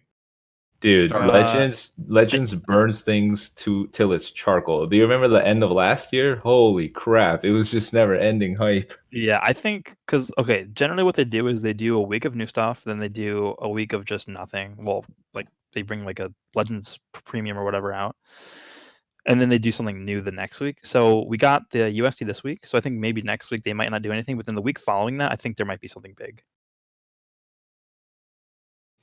Countdown celebration to Goku Day. Yeah, because they wouldn't do another premium banner necessarily yet, because what was the last one? The last one I didn't really pay attention to, but the one before that was LL Vegeta, wasn't it? Yeah, I don't think there's any way we go all the way to the anniversary without getting another LF. I think we're definitely going to get one more before the anniversary. Yeah, I think so as well. Yeah, We haven't 'cause had one in a I'm- while. When did these banners came out? Like a month ago. A month ago. Yeah, a month ago. So we But- have time. Doesn't it feel kind of strange to say with the last super rare, 0.25% character we got was a month ago? Give us the next one. It seems a little. I don't want more. I'm just saying they're definitely going to do it. It just seems so strange that this is the reality we accepted. Yeah. Mr. Anderson. I guess the where's my next question LF? is it just going to be one LF or is it going to be a dual F? I think it's going to be 3 Please this just time. one. Please just one. Anniversary is going to be 2, but What would you before do that- if they made an LF Demon King Piccolo? summon a lot. Oh, I but he's regen. Just do a transform. Make him terrible on regen. Be like, he gets 100% damage, but only if you run him alongside like a Dragon Ball Saga ally, and then there'd be no Dragon Ball Saga category or tags on the regen team, so you wouldn't be able to run him on there. There's easy ways around that. Like they sort of did the same thing with Cell, right? They just made him not buff regen, and he's like not good on there. Yeah, I You- suppose. Yeah, you could use him on there. It's just not that great, right? Yeah, make like again. This has been my idea. Make a transforming Demon King Piccolo who starts as old. He uses 7 Dragon Balls to transform, and he becomes like God when he transforms. I mean, that means in 10 timer counts is going to become God. That's the problem. Yeah, and the someone- problem some people out is there within their first 7 cards. Well, Dude, you it can, happened- You can time get it too. Be like 7 Dragon Balls, and then after 30 timer counts. That's it. Okay, good. Because it's happened to me 3 times today where my opponent got a rising 7 cards, 7 Dragon Balls, 10 timer counts. 3 times today. Yeah, it's happened to me once today, and I've done a limited amount of PvP as well. I still won, but that's only because that person's team was ridiculous. It was the EX purple cell, the yellow perfect cell, and the red perfect cell. So Goresh said he hopes the celebration would be a Dragon Ball theme. What about you guys? What do you think? What would you like to see if you had to choose a celebration before what we think could be Blue Fusions, Rage Trunks, Merge the Monster? What do you think would be what would be your ideal? well, the thing is, if your goal is to drain everyone's Chrono Crystals right before the It anniversary, has to be cool, but it has to be filler also. Super Cooler? Saiyan 3. See- You're right. No, well, I was gonna say Super Saiyan 2 into Super 3 transforming, and then Yes. a Majin Vegeta, it's transforming Majin Vegeta, whatever. Like that would be enough to get people who were saving to spend, and then they would be completely or more or less dry for the anniversary, right? Yeah, Tapion going movie, back and doing perhaps? a limited version of Majin Vegeta would be a pretty good cash crop for them. Well, that and then they could also, I mean, introduce Zenkai Majin Vegeta. Oh. Ooh. I don't know. Would they do another Red Saiyan? I don't know if they would. How about oh boy, what if they Zenkai or Red Gogeta? He actually needs it to be functional, but that would just be another boost to the Fusions team. They would make a lot of Fusions money. Team is Yeah, strong. they would but make a ton of money.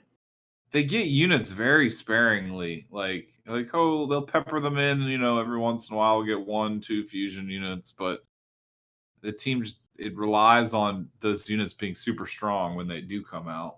Yeah, I they're think that's- like truffles. Every new unit into the to the fusion dish, it's like some super powerful ingredient. I think that's why they included like 17 and 13 on there. Is because like the team doesn't really get updates that much, and they're like, okay, well, we might as well just throw them on there anyway.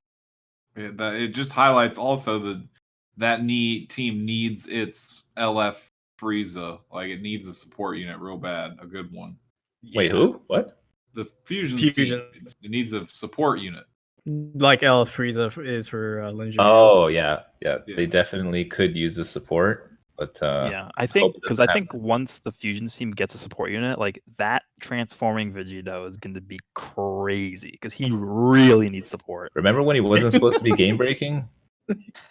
Okay, I don't think he's game breaking right now, but I think he will be once he gets a support unit. That's the He's a big thing. diamond in the rough. I'm sure they set it up. Watch one of the Super Saiyan Blue LFs, or one of them, be a fusion support, just like LF Frieza. Yeah, I and could then you see know what it. they're going to do, right? They're going to release another banner during the anniversary. It's like Legends Fusion Warriors, and then he's going to be on there.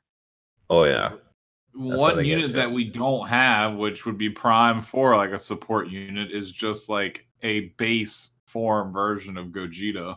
Could be from the DBS Broly movie or not. I mean, that's the only one that really makes sense since that's the only one we've ever seen fight. But just like, like how they have base form Gotenks, the red base form Vegito. Gogeta is the only one who doesn't have just full-on representation with only like a base form. Yeah, it'd be cool if they brought back like a Rising Battle, and the free one that you farmed up was indeed a support unit. Would be nice, but we obviously know that idea is in the crapper now. Goodbye, Rising Battle.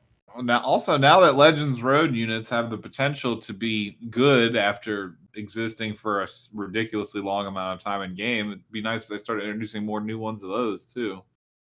Ooh, a Legends Road fusion unit. I could see that. Yeah, like base Gotenks. Yeah, we have. But when he gets his Zenkai, maybe he'll resurrect. Yeah, I think he will be good. I mean, they're all going to be insane. If Kid Goku was terrible, he's like insane. Hold on, Brad's here. You say something, buddy? Yeah, I'm just eating a taco. My bad. Okay. I just didn't know if you had tech issues or something, but cool. Let's see. Okay, anyone play with the purple extreme cell? Yes, I did. Okay, I haven't played with him, so let me know how he is. Okay, so the gist of it is the dude is useful, but he's like, he has the integrity of like wet newspaper. The dude will fold over like it's nothing. His stat. Okay, he's plagued by two things. One, he's an extreme, and two, he's a support extreme. His stats are very, very low, but what he provides for your team and the debuffs he inflicts to the enemy team is really, really good. Like when he's on the field, your entire enemy team takes 30% additional damage for 20 timer counts, which is like the purple super boo. But his main ability causes your entire team to do 30% additional damage for 25 timer counts. So that's quite a bit of damage. And because he's buffing double defenses for future, and you can run Rose with that, and Rose applies another 30% debuff to the entire enemy team when he's there. So you're easily looking at 90% additional damage inflicted to the enemy team rather quickly. So he's good, but it you're looking at Bojack a little bit. Yeah, he's really, really good. But I mean, look at the type that he's competing for. He's purple. Well, he's going to be run on three things: Android, Future, and Regen, and two of those tags already have a solid purple setup. So you would probably want to run the purple Goku Black over him anyways, even though purple Goku Black is obviously showing his age just because of his defensive capabilities. Because I don't know. Even the transforming Trunks would be better. Yeah, so he's once again, every unit on this UST banner is rather plagued by poor typings. So all their value has been hit. He is 100 million% non-competitive with Majin 21 for androids or regeneration. But he does, like you said, he functions kind of like the yellow GT Super Saiyan Vegeta. Like when he's in the field, the enemy's just going to have a bunch of red debuffs all the fuck over their health bar. I've played against him and he was debuffing the crap out of me, but like you said, he dies real easy.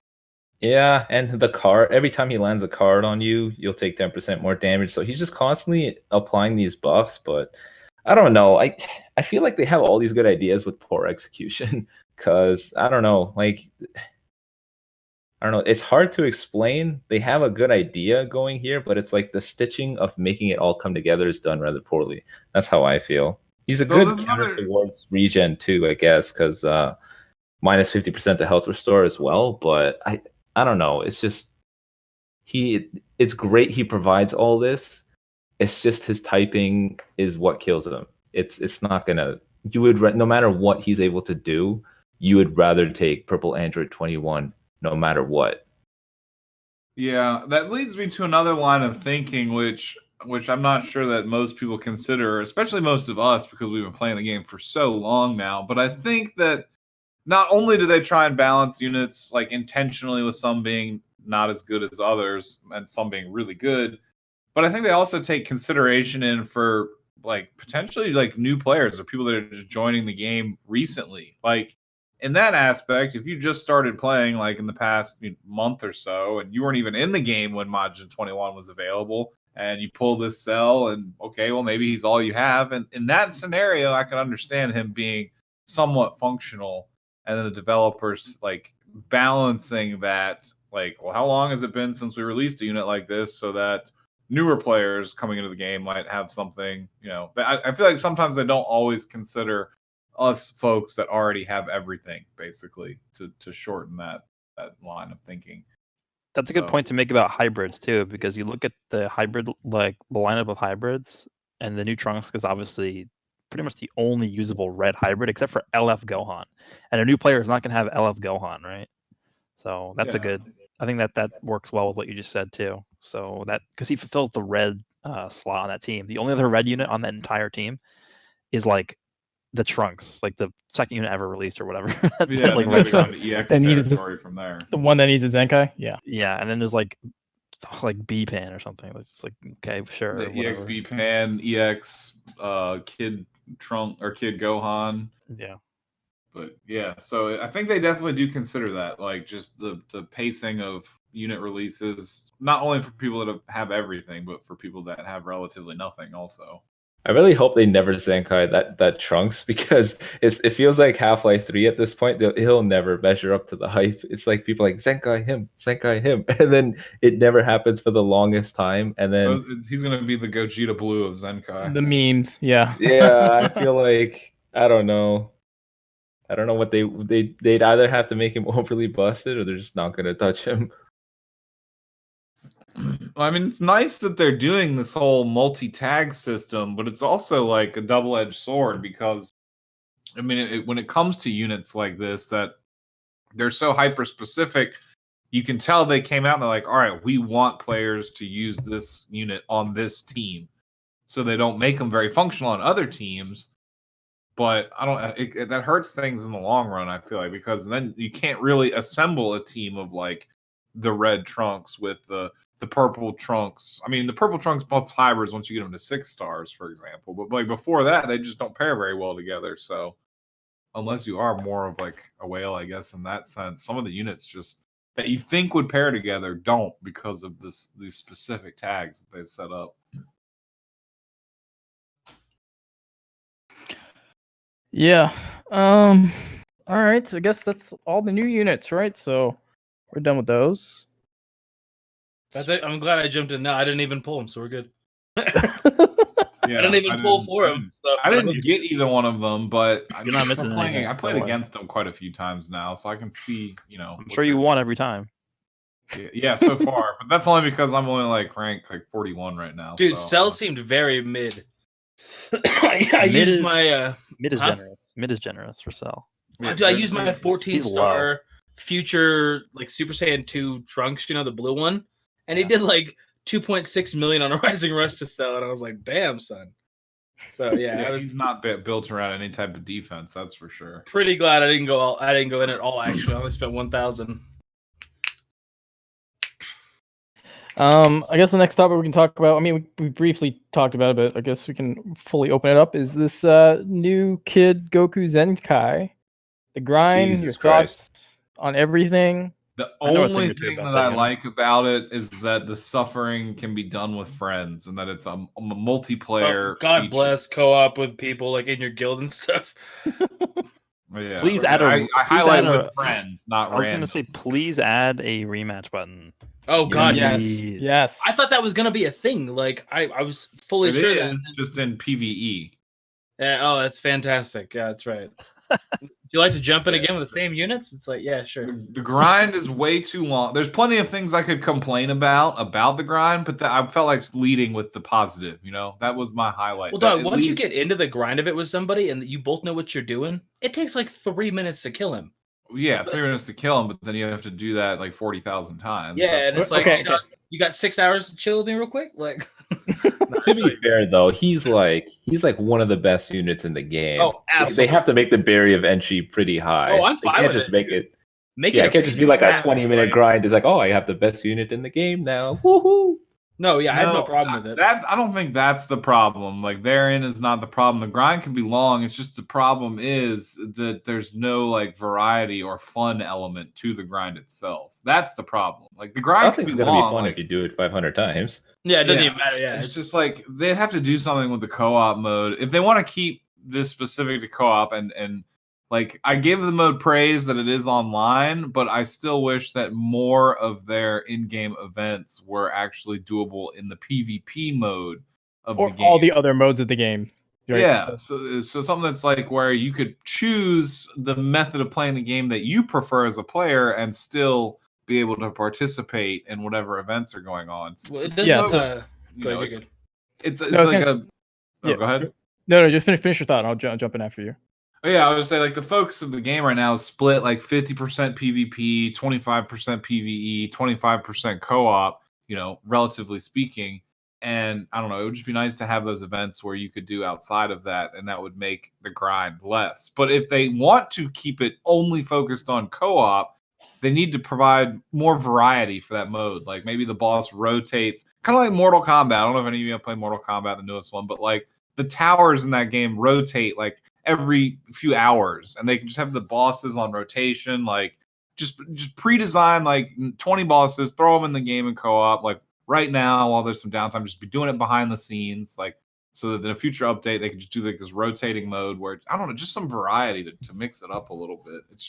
It's so repetitive. I feel like what they could do to give people like just a choice of what they want to do is maybe just literally add those tickets to every stage in the game or something, and like make it so you can't do skip tickets, like 'cause that would defeat the whole purpose. Like, and then add them to PvP. Like literally just add them to everything. So as long as you complete a stage of anything or you complete PvP, you're getting something like related. Even if it's only like one or two or some spent crap, in the game one way or another. So what does it matter to them as long as your eyes are glued to your screen? Yeah, you're still gonna have to do the grind for the Zenkai cells anyway. Yeah. So like I think what to piggyback off what everyone else saying is like, for example, PvP can give you 3-4 tickets, which is nothing. But if you want to just grind PvP, you're still making progress in the Zenkai grind itself, right? Even if it's minuscule, yeah. Yeah, you're making some kind of progress. And of course, if they want to funnel people more to co-op, well, one, they really do that because that's the only place to get Zenkai souls. But two, that will be the optimal place to do it. If you want to spend a little amount of time grinding this out, you're just going to have to burn your soul into Zenkai, into co-op to get all the stuff. But hey, I want to go do some friendship grind, for example, and I'll get like 3 tickets every time I beat the hell out of Super Saiyan 3 Yellow Goku. Like that too. I mean, I say that every single day. I want to go do some friendship grind. So that's like the actual best part of the game, dude. I'm so glad we didn't have to get friendship 10 on him.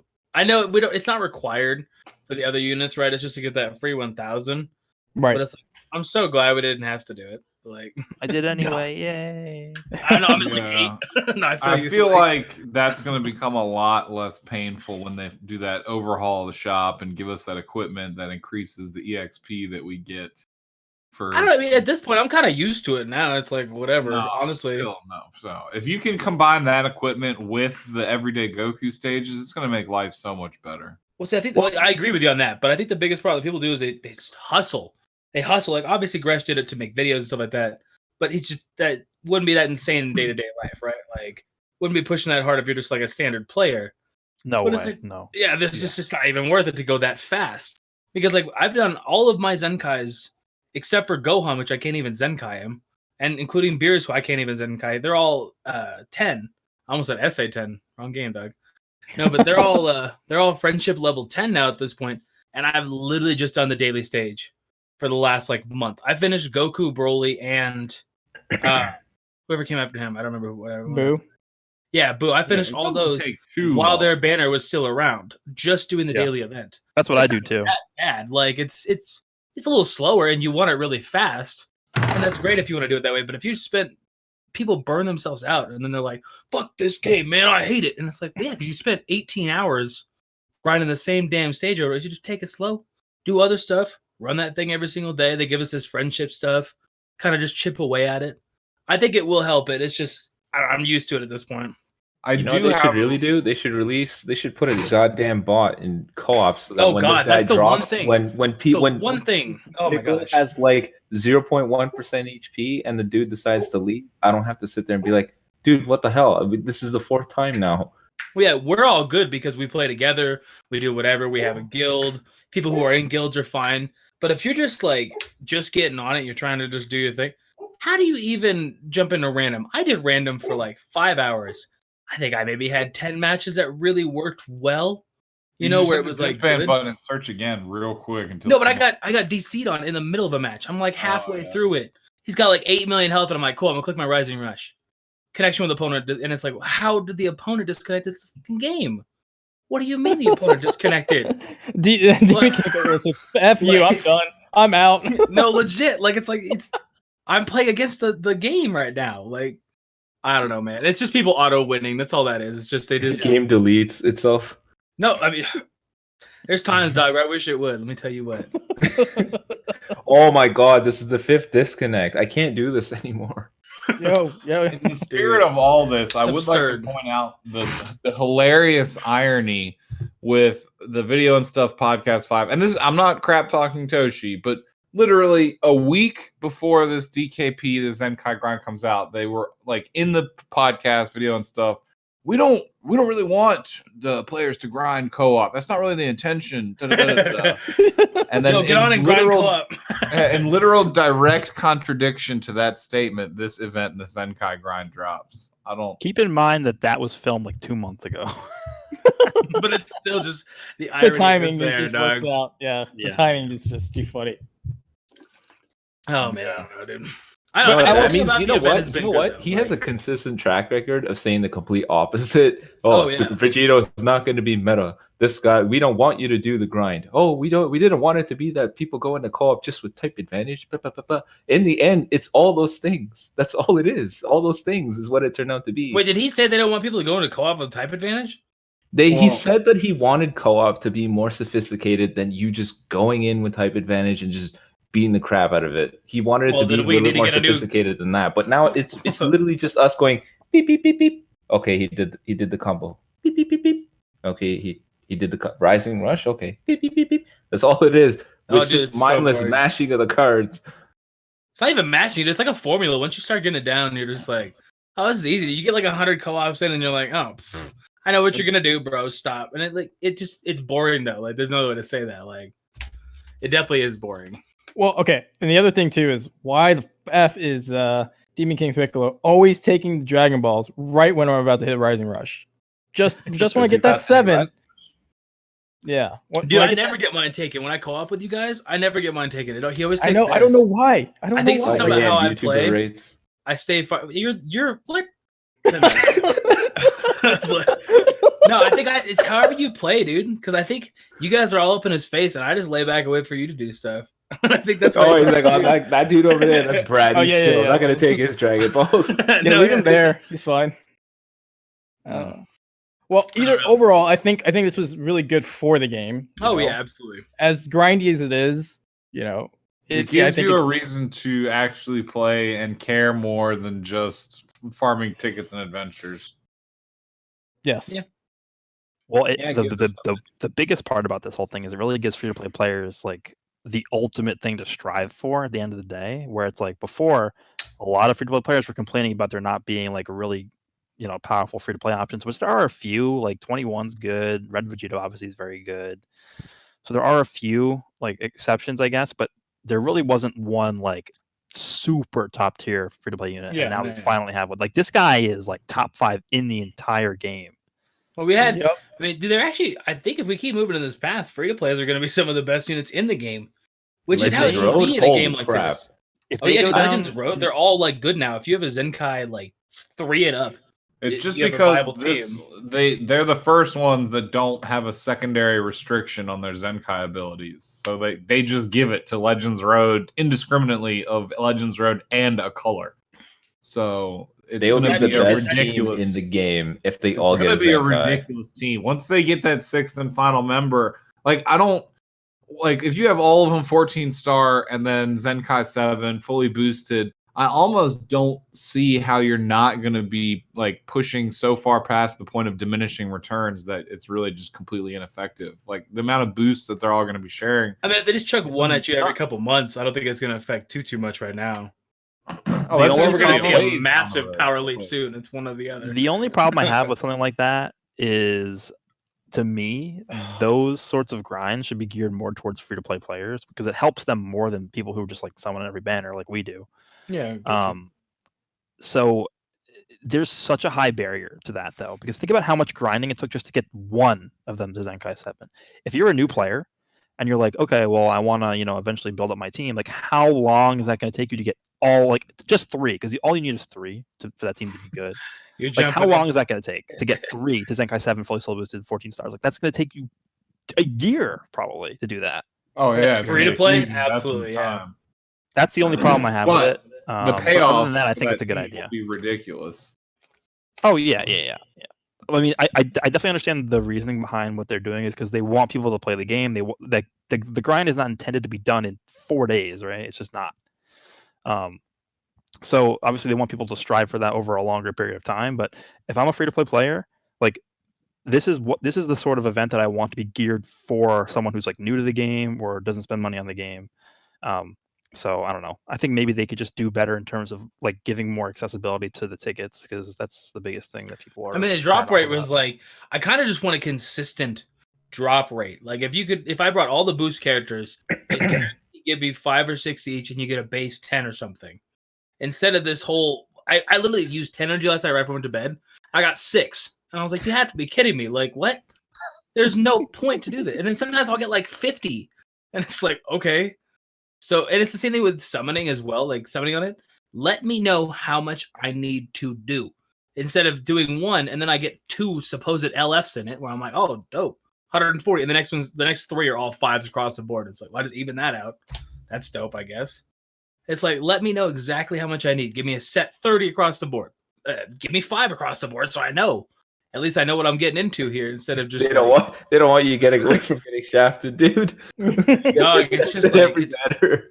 It's wild, bro. Like, I don't know, dog. There's definitely things to fix, but it's significantly better than a lot of the events. So I can't even be mad. I can't say anything bad because it's like I'm actually going to see the fact right now.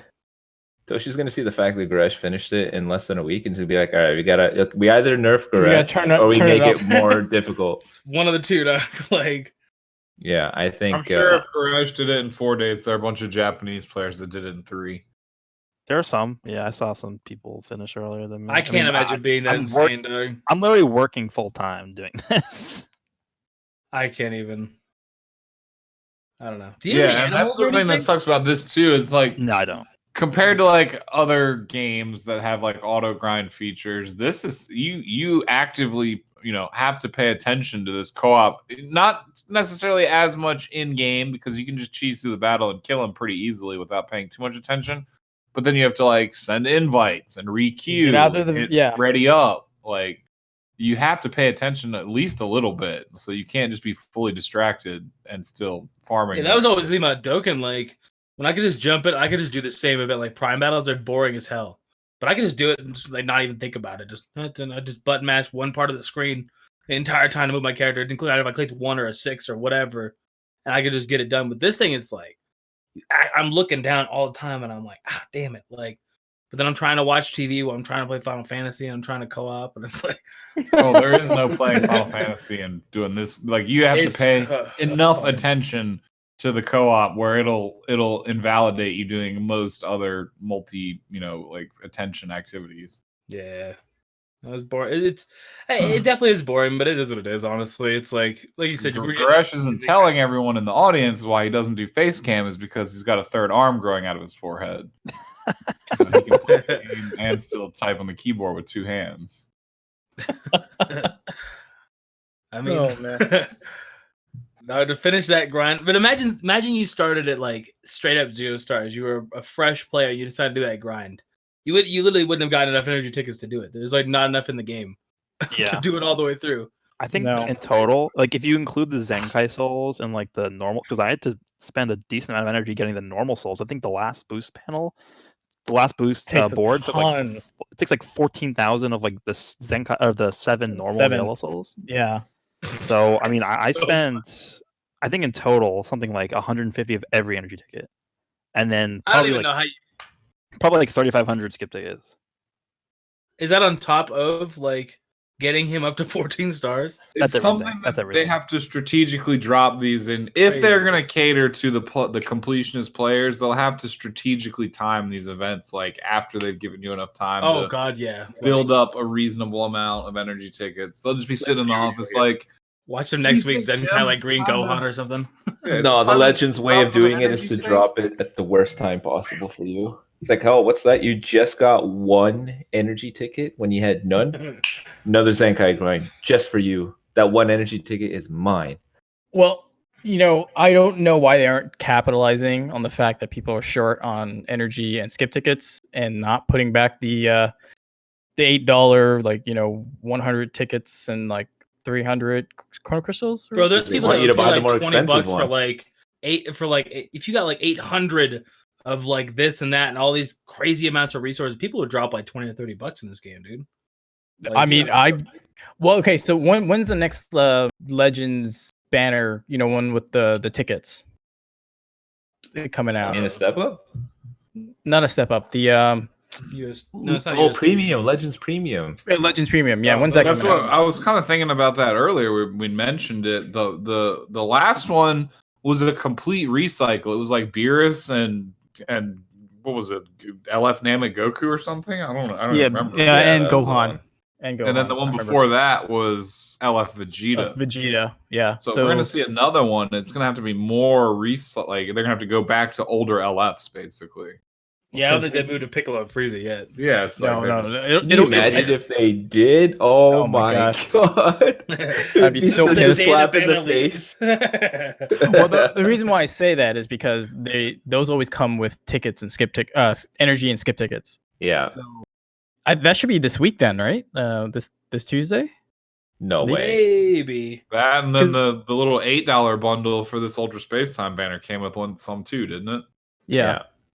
So I imagine they'll be dropping those soon because I need skip tickets. I'm down to 70. I've got a fuck ton of energy tickets. I just need skip tickets. I'd send you some of mine if I could. I got like 2,500. Don't forget you can use guild medals to get them too. Like you right Yeah, now, but like I use them for the Z power. yeah, but okay, fine. But you know what I mean, right? Like it's I know what you mean. it's like skip tickets, Z power. It's hard to You validate. got me there, Nolar. Put anything above Z power is pretty tough. Yeah. Actually, let me take a look. How many? I have 400. You That'll could let- probably get your hands on like 1,500 skip tickets. I can get my hands on just 200 skip. Not even 200. What? Because they're 20 guild coins a piece, and I have 400 guild coins. How much comes in the bundle though? Yeah. Oh wait, no, I'm looking at energy tickets. What the hell? No, it's 2 tickets for 1 coin. I can get 400, or no, 800 coins or 800 tickets. So you know what? Okay, sorry, Z Power. I'm gonna take all these. That's not that. I mean, dude, 500 or 400 the guild coins, like that's not that hard to replace. Honestly, I went through like close to 600 on EX Broly, and I was back up to 450 like 2 weeks later. And we are spanking this guild too, so I think we're gonna win. You know what I was just thinking about? Since we pretty much know that the other Legends Radiants are going to get Zenkai Awakenings at some point, if you guys want to do it in advance, you could just keep the necessary amount of Zenkai Souls for them. Like, let's say you really want Zenkai Awaken the Trunks all the way to Zenkai 7, and then like in advance, you can just farm all of his souls and just have them there for when he comes out. Because we That know sounds that they're going to come terrible. at some point, right? That sounds terrible though. No, because you just do it over like 2-3 months, and then like Yeah. all you have to do is do the daily stages every day. It'll and be then you just much more farm the dual tolerable. coin. And They then give us 5 more adventure slots. because I assume everybody does the daily stages every day anyway, right? I miss it every now and again, but like I miss like one every now and again. Yeah. So like all you have to do is just do the daily stages 3 times a day, and then you should have enough whenever he comes out. You just buy the Zenkai souls you need. I'm gonna Yeah, have it's them not all bad. anyways for the future units that are destined to get a Zenkai. The reason why this took everyone by surprise is because we had no idea this was going to happen, and everyone's like, okay, like I don't have Zenkai souls for him. Whereas now we're like, okay, now we know the other Legends Road units should be getting this at some point. So, you know, you have time to get ready for it. Yeah, Watch but it's it like be the only Every color one. but yellow you'll need now. What was Save that? up enough to do a character true. of each. no, I was saying, do you prioritize that or standard Zenkai? I guess that. Yeah. Yeah, I mean, if Zenkai 1 is not much compared to Zenkai 7, even if they're Legends Road units like this, Goku is just he's on a different level. Is it like going from like 3 to 7? Is it a massive leap, or is it like? Yes. For this Goku, Yeah. it is specifically because his second unique is just so stupid. Is that the endurance one? The endurance one, the card draw speed, and the 50% damage. Yeah, It's the everything one. That's literally like some units kits. That's like- yeah, Right it there. literally is. Yeah, That's So their stupid. entire kit. It's because they didn't really change the two that he had already. They just made those new ones like stupid. Oh man. I mean, it's cool. He's free, so you can't give him any crap. It's just think about like Shallot compared to Goku getting them. It's just like they just literally like, here's Shallot. All right, Goku. It's gonna take you a couple days, weeks. Yeah. I mean, if they don't change the way the Soul Boost system works, that lines up Shallot with getting a Zenkai someday.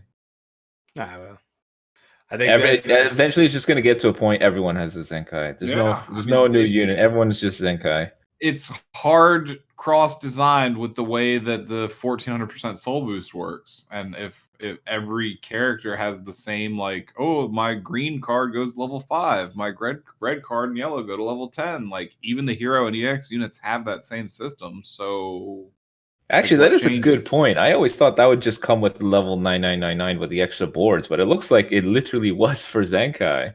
Yeah, like that's where the rest of the card levels come from. Like you only get up to 5, 5, 2, and 2 from the 700% Soul Boost, and then the rest of the levels come from the Zenkai. Makes you wonder how far in advance did they think about implementing this thing? I think that they have this game planned out to be a very long game. Like that's why we don't see changes coming too quickly. They probably think very, very far in advance, but they still have some fluidity. Like things can change because, like, they even told us, or we heard. I don't remember who we heard it from. Someone reliable that the purple Gohan was not that time period's intended Zenkai unit, but they changed it at the last minute for some reason. So, Hey, Brad, do you see the stream chat? what? Do you see the stream chat right now? Oh, well, it's around 2 a.m. Working towards the second. He almost hits 300k. No, read Daddy Vanilla's comment. We'll have a little Pepe effect on my what? What? I don't. Why am I reading that?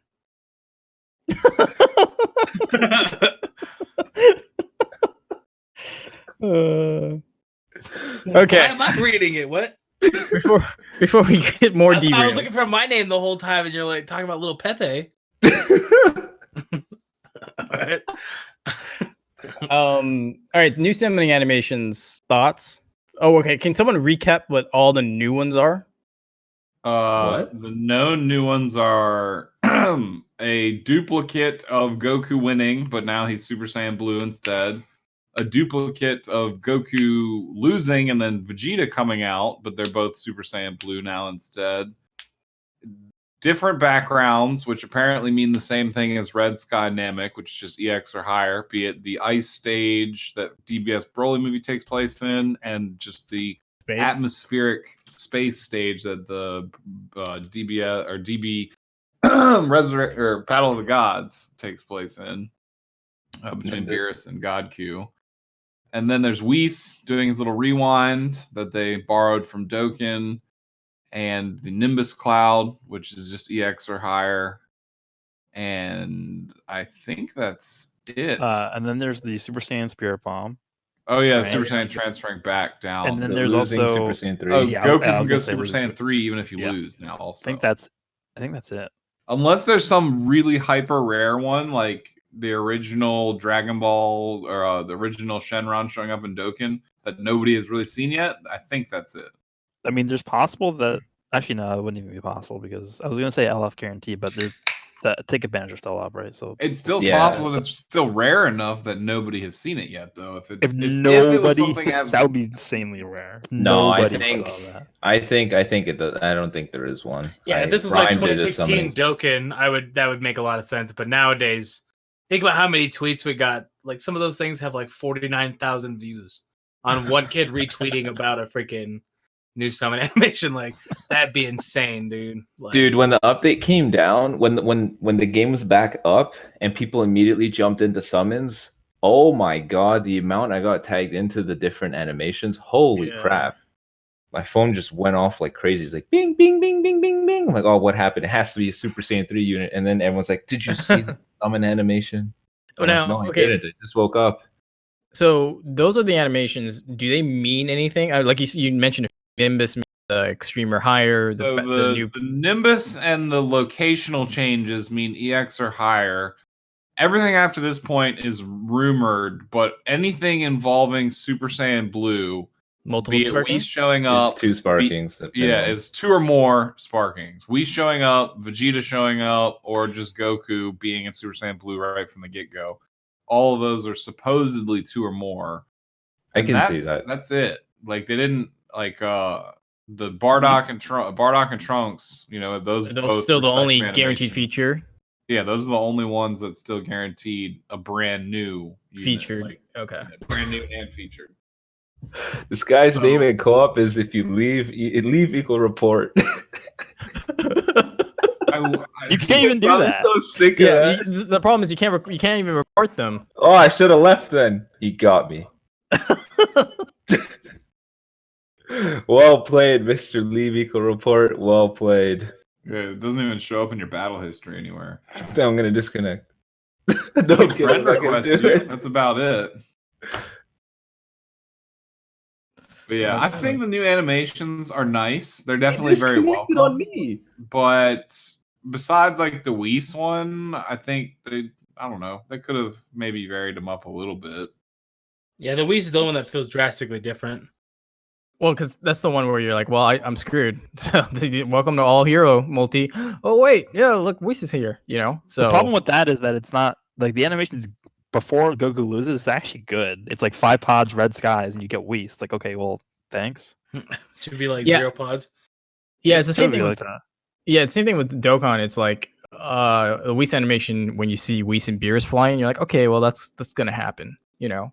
Yeah. I'm not saying it's like not good. It's just the hype level's not there. Like if I compare this with Dokkan, the hypest animation for me is Zeno because he just pops up. You just don't know. So Yeah, I feel that. Yeah. So, like, Black I- is pretty high. well, I mean, but you know it. Just like, oh, I got the rift, therefore I'm definitely getting it. But when That's you the same thing as Zeno, though. He just pops up. Yeah, and like, it okay, I just got it. pops up. yeah, but the thing is, there's no like what's it called? Oh, Before you pull, there's no Yeah, indicator. There's no the flying animation could be anything with Zeno, and you're gonna be like, well, this is gonna be screwed. Like, here's dead multi. Oh shit, there's Zeno, and then boom. While you fly in and Goku Black Rift, like, okay, cool, I'm getting Goku Black Rift, definitely get featured. Like, you're happy, but the hype isn't there, at least to me. So, like, I feel like Legends needed that. They're spoiling it too soon, is what he's saying. Yeah. So, like, I think Legends needed that too. But like, if Wish is gonna show up with 5 pods, red skies, or like 5 pods in space, and you're like, well, okay, great. The hype isn't there. Stacking good things, it just keeps getting better and better and better instead of being depressed and then all of a sudden being happy. Which is The only- why I like. Oh, okay, go on. I was just saying the only problem if they just made it like 0 pods or whatever, and then he shows up, is that people just usually would skip that without even looking at it. But then that would be an incentive for you to continue with the animation. Yeah, I get that. Yeah, I agree that I think that's how it should work. Yeah. But I think the new animations are always fun. Just I don't, aside from Whis, I don't feel like they're drastically better. No, I was Like- kind of hoping we wouldn't have Goku versus Frieza. Yeah, like it would be Yeah, I was cool if going when for. Goku is Super Saiyan God Blue. I mean, maybe Hit shows up and they fight, or DBS Broly, or they I don't know. They're starting. Hopefully, it's just a springboard for more and more in the future. But Yeah, not really too. It's something at least, I guess. Better than nothing. yeah, I'm definitely I'm not. grateful they I'm not did it. saying, oh, they suck. They didn't do well enough. What I wanted, yeah. like knowing that they have this capacity to do this, they could do more. You Now, see like speaking- trolly animations. Like, what if you got an all-hero multi and the Frieza just killed Goku like immediately? Like he's death beamed him, and that was the animation. You got all heroes. I still want. See, you would like that because of how much you summon. But these kids who get like one multi over a week, and they're like, "Come on, Goku's dead," and it'd be like, That would be so funny though. straight up just toast them, dude. Like they just, Well, funny for us, but for them, they throw their phone against the wall and be like, "Fuck this, I'm out." dude, I don't know, man. I get a lot of definitely don't comments wanna add saying any like, negative incentives, but Think about how funny that would be in like a summon video though. Like you're just watching somebody summon. "Oh, and it'd be then- hilarious. I'd love it." But it's like that those kids that are all like, "Oh my god, I just grinded this all day long." They'd be just straight up pissed off, and then they click it, and then Goku just fucking dies. That would be pretty dope, though. I want Hercule to jump out and throw a rock at Frieza's forehead and then throw up his peace sign. I'm actually shocked we don't have a Hercule. We have like Tao, and it's like, all right, I understand. Like, It's actually true if you think about it. Of It's all not of all the Hercule. things, yeah, it's like, come on, man. It could have easily been Hercule, and they're like, nah, mercenary Tao. And it's like, okay. It's all right. I'd love to see Hercule flying through the sky. That would be a perfect spot to put Hercule on Boo's back. Just have them fly Yeah. across. Or Exactly. they could do an OG Dokkan animation, just have him falling or something. There you go. He Yeah. just falls and he's like dying or whatever in the back. That's what I'm saying. Oh, where he gets sucked up into it. Yeah.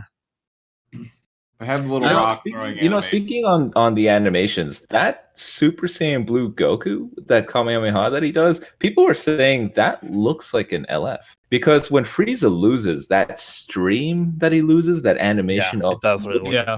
like. him getting disintegrated looks like an LF. And I don't know if you guys noticed, but that golden Frieza, the look on his It's a face, little different. it looks so Uh, vastly different. I'll show you exactly what it's from. Hold on. He looks so like mean. Jesus Christ. He looks so angry. So angry. It looks like the animation of the Zenkai Red Super Saiyan Goku, but from another camera angle. I really do think like this is like super tinfoil hat, but I really do think the second anniversary might be movie themed. I really just put do it in the think chat. it is. That's what that Golden Frieza model is from. Okay. There's a Oh, yeah, hero's he's got card. like the veins in his eyes popping Yeah. out and stuff. This is actually this form of Golden Frieza is like technically it's actually considered a different form in Heroes. I can actually pull up the. It's where he's like enraged. Yeah, that's yeah, what it looks He's like. so angry, his eyes become bloodshot. Hold on, I have the model actually pulled up. That just also illustrates how pretty Heroes card art is. That's the model in the game. Holy That's crap. Literally exactly what it's like. The Zero Sleep Frieza. Oh wow. Yeah, no sleep. Yeah, Holy crap. That's He's strung out on no-dose pills. yeah, jeez. Show it on stream. Okay, can we? You're supposed It's to link. basically hold on. enraged when he's so angry that his eyes are showing all the blood vessels and he's got Yeah, I'll veins paste popping them. out. Imagine like Final Form Full Power Frieza, but just not super bulky. Yeah, his form is literally called Golden Frieza, and then it's like parentheses like Angered. or something. Yeah. Looks good. That's really So cool. it's not a different form; it's like a different temperament, a different status effect. Well, technically, like the form name of his form in Heroes is Angered Frieza. Looks really cool. Okay, so I think we're good with some of the animations talking about it. Yeah, so second anniversary movie theme, yeah. They're nice, but it just leaves room for more. Yeah. That I was gonna say just quickly that the Blue Goku summoning animation that looks like the Father Son Kamehameha LF at the end. Father Son Kamehameha? Yeah, it looks exactly like it. The ending when when Frieza gets like killed or whatever. Oh, like when Cell gets consumed, like the way the beam just. Yeah, exactly. Yeah, the ending of that. Yeah. Oh, okay. I was very confused. I'm like, when did Blue Goku do that with his son? No, it's just the way they like to illustrate enemies disintegrating without it actually being like violent, I guess.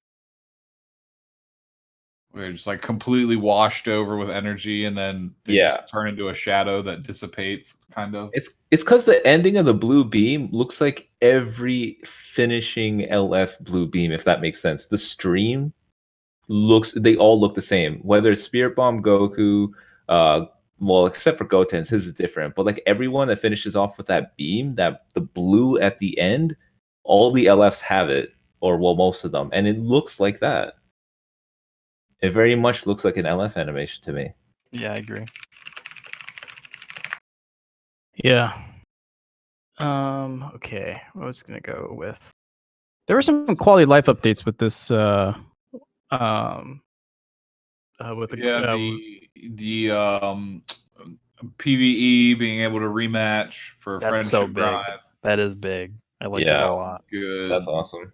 There's missions from the menu or something. Yeah, like when you're in PVE, you can quickly navigate to the missions tab, which is almost irrelevant.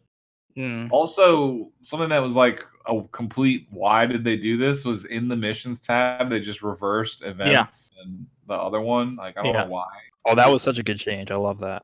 Yeah. So necessary. What else did they do?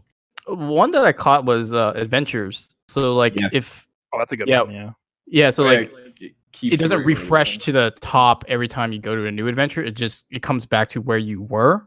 So if you were like, oh, I got a set of adventures I want to do, like in the middle of my pack, I don't have to like refresh, scroll down to the middle. Yeah, I agree. That was a good one. I wish they would add it to the equipment system also. Yeah, that's something that you would never have thought of unless they didn't have it in the game to begin with. Yeah, that's true. It's just like, okay, thanks. Like, yeah, I mean, we were so used to the way it was, and then now with this happening, like, oh, come we didn't think of this. I still do it. Like, yeah, I do too. I still scroll down, and I'm like, what? Like, where am I? Yeah, exactly. You're like, oh crap, they changed it, so I don't have to do that anymore. So yeah, I really wish they would bring that over to the equipment system when you switch back and forth between like selling and upgrading and re-rolling slots, because it always brings you back to the top. And for that, I mean, I don't know about y'all, but personally, I think it's even more annoying in the equipment because I have like 350 equipments to scroll through. Just random, adventures is like a single file column, whereas equipment is like 7 across and like 40 deep. I don't know. It's a little bit more I'd prefer. Well, I would. Can we sell more than 20 equips at once too? I don't understand why that's a limitation. Oh yeah.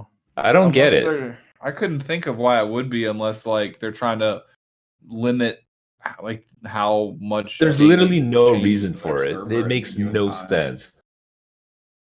It might just be I don't know, overworking the server. You know, we could talk about the Z Plus equips if you guys want. That's another like other than just helping like a visual reference, it was kind of unnecessary.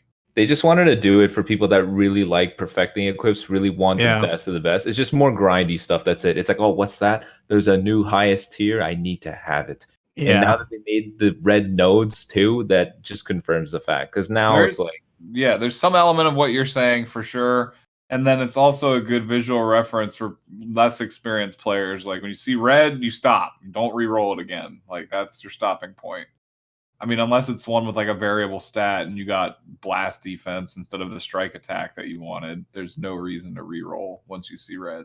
The only problem I have with that system is that for someone who used to collect Z equips, I don't do these re-rolls anymore, but I used to do them like every day. Like it's going to kill my motivation to keep going for them because I know they're not the best rank. Yeah, because now Z Plus is the so it's like, why would I? And I know that Z Plus is so rare that it's like you're never gonna get one, like almost never. What are you talking about? So, I got like 3 from the DBS Broly movie. Yeah, even every other player. But like for someone who's collecting Z equipment, like I would have no more motivation to continue collecting them now that there's a better option. And it's so rare that you're never gonna like. I already had no motivation anyways, Doug. Like, I'm gonna tell. Like, equipments. I feel like as long as they're S, there probably is. I mean, like you could go for more, but I don't know if it's something that you're really gonna actively notice in battle between like an S and a Z. Z tier or nothing. 100%. Like, if, That's obviously, true. if you're using like E's, D's, F's, B's, yeah, they're kind of crap. But if you're using like, at least S or above, I think you're pretty much good. Even A's, like as filler ones, can be all right. The difference between Z and Z plus is like 0.01%. It's like literally there's no reason to ever go for a Z Yeah. plus. It's negligible, yeah. It's just It's like, just a oh look, timing you got factor. ridiculously lucky. Now go show off. Yeah, Yeah, yeah. it's literally just a like a show off thing. I That's don't it. want to see like people like Mr. Equips with over 9 Z pluses on his board. Yeah. All right. Well, those are all of our main topics. Talon, you around? Yep, I'm here. Donations? Yep, we got a couple. Let us take a gander here. Let's see. First one comes from Spencer. FDC years F2 to 3 star yellow Vegetos use Goku. What? Oh, okay, you just cut out, buddy. Yeah, We you didn't cut hear you. out. I'm really sorry. Okay, can you hear me now? Yeah. Okay. So So just first, say it again. first donation says FDC years F2 to 3 star yellow Vegeto use Goku. Why does he always cut out right there? At the exact same. I was waiting for it to happen. It's the exact same spot. It sounds like the Mine cut commenter it. is not very happy. That's what I'll say. Yeah. Okay, yeah, he's not very happy. Okay. Is there a which question there, or was it just like a statement? It's a I statement. think it looks. Yeah. Okay. It's a Which, statement. guys, honestly, if you don't have, at the very least, bring a yellow unit. If you were doing the hard one, just bring a yellow unit, at the very least. Hey, Very don't least. bring Green Gogeta like I saw some people doing. Yeah. I mean, there's so many boost units that people should have access. I mean, that's only one in terms of yellow, but the other ones Future? are like, what is it, like Son Family? Future's Like, there. Yeah, there's Dragon 3 Ball other Saga. tags that get plus 25% bonus damage each. So you can make something work fairly well. Yeah.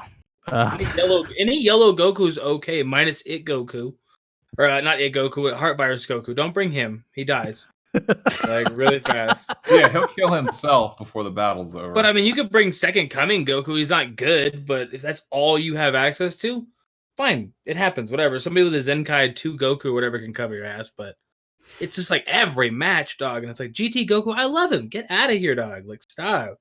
Someone brought GT Vegeta, and I won with that person because I queued without paying attention. Yeah, but it's not terrible. This is yellow.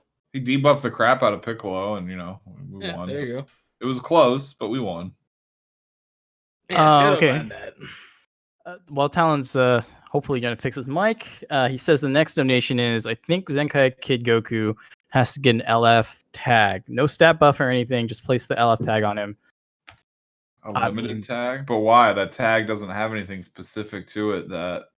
Yeah, I mean, Limited is a rarity thing. So seeing as how he's 100% free to play, I don't think that would... And I'm not trying to make fun of that person in the chat. I'm just saying that seems to be the alignment of their verbiage, their nomenclature for the limited. Like, it's not a tag. They don't have any synergy with amongst each other. It's just like a rarity moniker. What if they did that? What if they had made it a legendary finish tag? And it's like, Yeah, what if all they legendary did? finish units get like 25% strike attack and blast attack from like Oh, the game's other done. legendary finish units. The game's done. Just like my favorite team in the game, Super Saiyan Rose. I mean, dude, That makes no sense. I like the don't Super Saiyan God understand Super that. Saiyans, dude. Like, We're Yeah. eventually gonna My have enough favorite Roses. team. We're eventually gonna have enough Roses in the game to make a team out of them. They might as well start making that team good. now, yeah. How many other units in the game? I know that Metal Rilda's got the mechanized mutants too. Angels. He's the only one with that tag. does Whis have Angel? Yeah, angels exist. Well, that's Isn't a tag there, that isn't there a might- God of Destruction tag? It does. Yeah, I think there is for Beerus. Yeah, so there should That be team's Champa coming up. insane. See, that one kind of makes a little bit of sense, but then they're both just gonna be God Key. What the hell's the point? Like, at least with the Super Saiyan, no, the Super Saiyan God Super Saiyan, they're also gonna be. It's gonna be God Key as well. It's I for don't know, future man. team diversity. Like they'll do the thing like this EX Perfect Cell does, where he only is more tag specific, and they'll have sub teams within teams. I and think stuff we're at a like point that. now where they need to expand every unit. Stop giving me color boosters. Stop giving me random stuff. Hybrids do one thing and the other. Dog, just give me like Boo Arc. They all cover Boo Arc. Sagas. Yeah. All Sagas. sagas. not Yeah. sagas from the movies. Nolar, and I know that's what you're talking about, but no, but like they just need they need to expand at this point, dog. Break it down a little bit more in depth if you got to do it, fine. But it's just like I'm sick and tired of these units like come out like doo doo, and it's like I don't need this. Like look at Rildo still. Rildo does so much damage, but because he's a red only, you can't really pop him on GT too often. You can, but it's not going to be a priority over like Super Saiyan 4 Vegeta, you know? And we're just going to get more of those kind of units. I think that Rildo came out in a weird period of time because that was I agree before with the that GT too. team even existed. I think what they should do. First one with Vegeta. Yeah, I think with like a lot of even suffered the same fate as him. Like you look at Super Saiyan 2 Goku, like they could have given him something, but they just chose not to. Someone like Deborah, like please Zenkai Deborah, please. He actually needs it the most. That's what's crazy. Like he actually does. The biggest thing that people are like, I was like, oh, what would he buff? He was not on any tags. Like just make him a Majin Buu Saga Blue Zenkai unit. He buffs Majin Buu Saga Blue units. That's it. Because we're eventually gonna get a ton of them, right? Yeah, they already started fiddling with that with like Nail, EX Nail, and LF Namek Goku, and the EX Krillin and EX Gohan. Like, there's some like chronological time period based teams, but not many. I just think like they really could just go back to these units like Metal, like what? Not Metal Rildo, just the regular Rildo that's in the game. Just give him like a GT Z ability. Yeah. Just give him like strike attack. You just call him regular Rildo. That's hyper meta Rildo. I'll have you notice. Not regular Rildo. But he like the only reason why people don't use him that much is because it doesn't really buff anything. And it's Well, yeah, exactly. Why would you put him over Super Saiyan 4 Vegeta unless he's like 14 stars and your Vegeta's like 2-starred? You know, maybe. Fine, but I don't know. That's something I know it'll come with time, but it's like we're coming up on the 2-year anniversary. This is when like things need to make a big shift. Because it's like the first year, people were just going to be hyped about everything. Whatever. First anniversary came. All this stuff happened. Kind of went downhill a little bit. And this last year, the last like 6 months, been kind of stalling out, just boosting up teams. Zenkai is getting adjusted in the game. All these things. Now's when you got to hit hard with this like transitional period of like different things happening instead of just, hey, it's the first anniversary again. You know, it's like now you got standards. Yeah, no, literally. I mean, that sounds. It's you know, people nowadays like think about the first year when Gohan dropped, and it was like everything was just hype. Everybody just wanted to talk about everything. It was so much. All the community was in a really good spot, and then all of a sudden it just like took a massive dump. And there's a lot of things that lead into that, of course. Zenkai did not get announced properly. They should have led off with Goku. If Legends Road Goku had led off Zenkai, and then we'd gone to all these other ones, I don't think people would even cared. I really think the That's a good Spirit Bomb point, Goku actually. in the shop should have, but like any free He character, should have been but the first free one. he I feel really bad. should have been. I The think character's so useless. I think what they should have done. Is I they just should've- used him the other day, dog, and he was died all- really good. He tanks well. He actually does. He just does 0 damage. Yeah, he dies well. He does die well. He does. He's just. I mean, if you're using LF Gohan, you need a Goku that's gonna die quick. That's your Goku, dog. That's your Goku. I think they should have let off with a free one, and then they should have just alternated between free and That'd been amazing. summonable. That would have been Yeah. absolutely amazing. Instead of just boom, boom, boom, boom, boom, boom, back to back to back to back. And They literally let off with 3 summonable ones, one being an LF. Yeah. Yeah, it's like It's okay, like the worst 60,000 possible crystals. Here we Been go. like, hey, here's a new mechanic, guys. You guys can't even touch it. 50% of you guys stay over there. You can't even touch it. But here's a new mechanic. Like, it's like, what? That's why it's terrible, dude. Yeah, I think the biggest. Well, there's 2 really, really big mistakes this game made. The first one was not releasing Blue Gogeta during the Broly movie, but that's a different thing. Yes. The second biggest mistake this game made was the entire big update they had in the December or November, one of those. November. In November, like that was, I couldn't. If you thought of the worst possible way you could execute every single thing that they did, I could not think of a worse way to do that. The battle system change. Holy crap! Oh my! I That still have like no fun playing PvP. Oh my god! Why? That was like the nuke to make it really bad. It's like, hey, here's all this destruction. Wait. Okay, go to after this podcast, go to my channel, and then go to when that update dropped, and there's a Using it video to freaking called. plug himself, bro. There was a video called the This whole worst. thing, dude. It was just a big plug the whole time. There was a video called the like this is a joke or something, and I just talk about how bad the battle system is for like 30 minutes or something. Oh, dude, I don't know, man. Yeah. At this point, like, I enjoy PvP just for what it is. I just don't even like. I don't expect anything from it. It's not. I don't take it it's seriously not or anything. competitive, Yeah, I mean, there's some levels of competition to it, but this game when you analyze it overall, in no way can you put this in the same hemisphere as a game like Mortal Kombat or Dragon Ball Fighters or any. Well, I was game putting that it has on balance. I was talking last night on stream about it, and there comes this point where this game it's stuck in the middle of so many things where it's trying to be. I think we talked about it too, Raiyuden, in that and Nolar as well in that video that I put up. Yeah. Where it's Oh, yeah. it's stuck in the middle of trying to be casual, trying to be competitive, trying to be you pay for this, trying to be free to play, and it's like, can you guys decide what you're doing here? Like, we can't free to play kids don't only want to play PvE, and then like people who play for the game, pay for the game, only don't want to play PvP.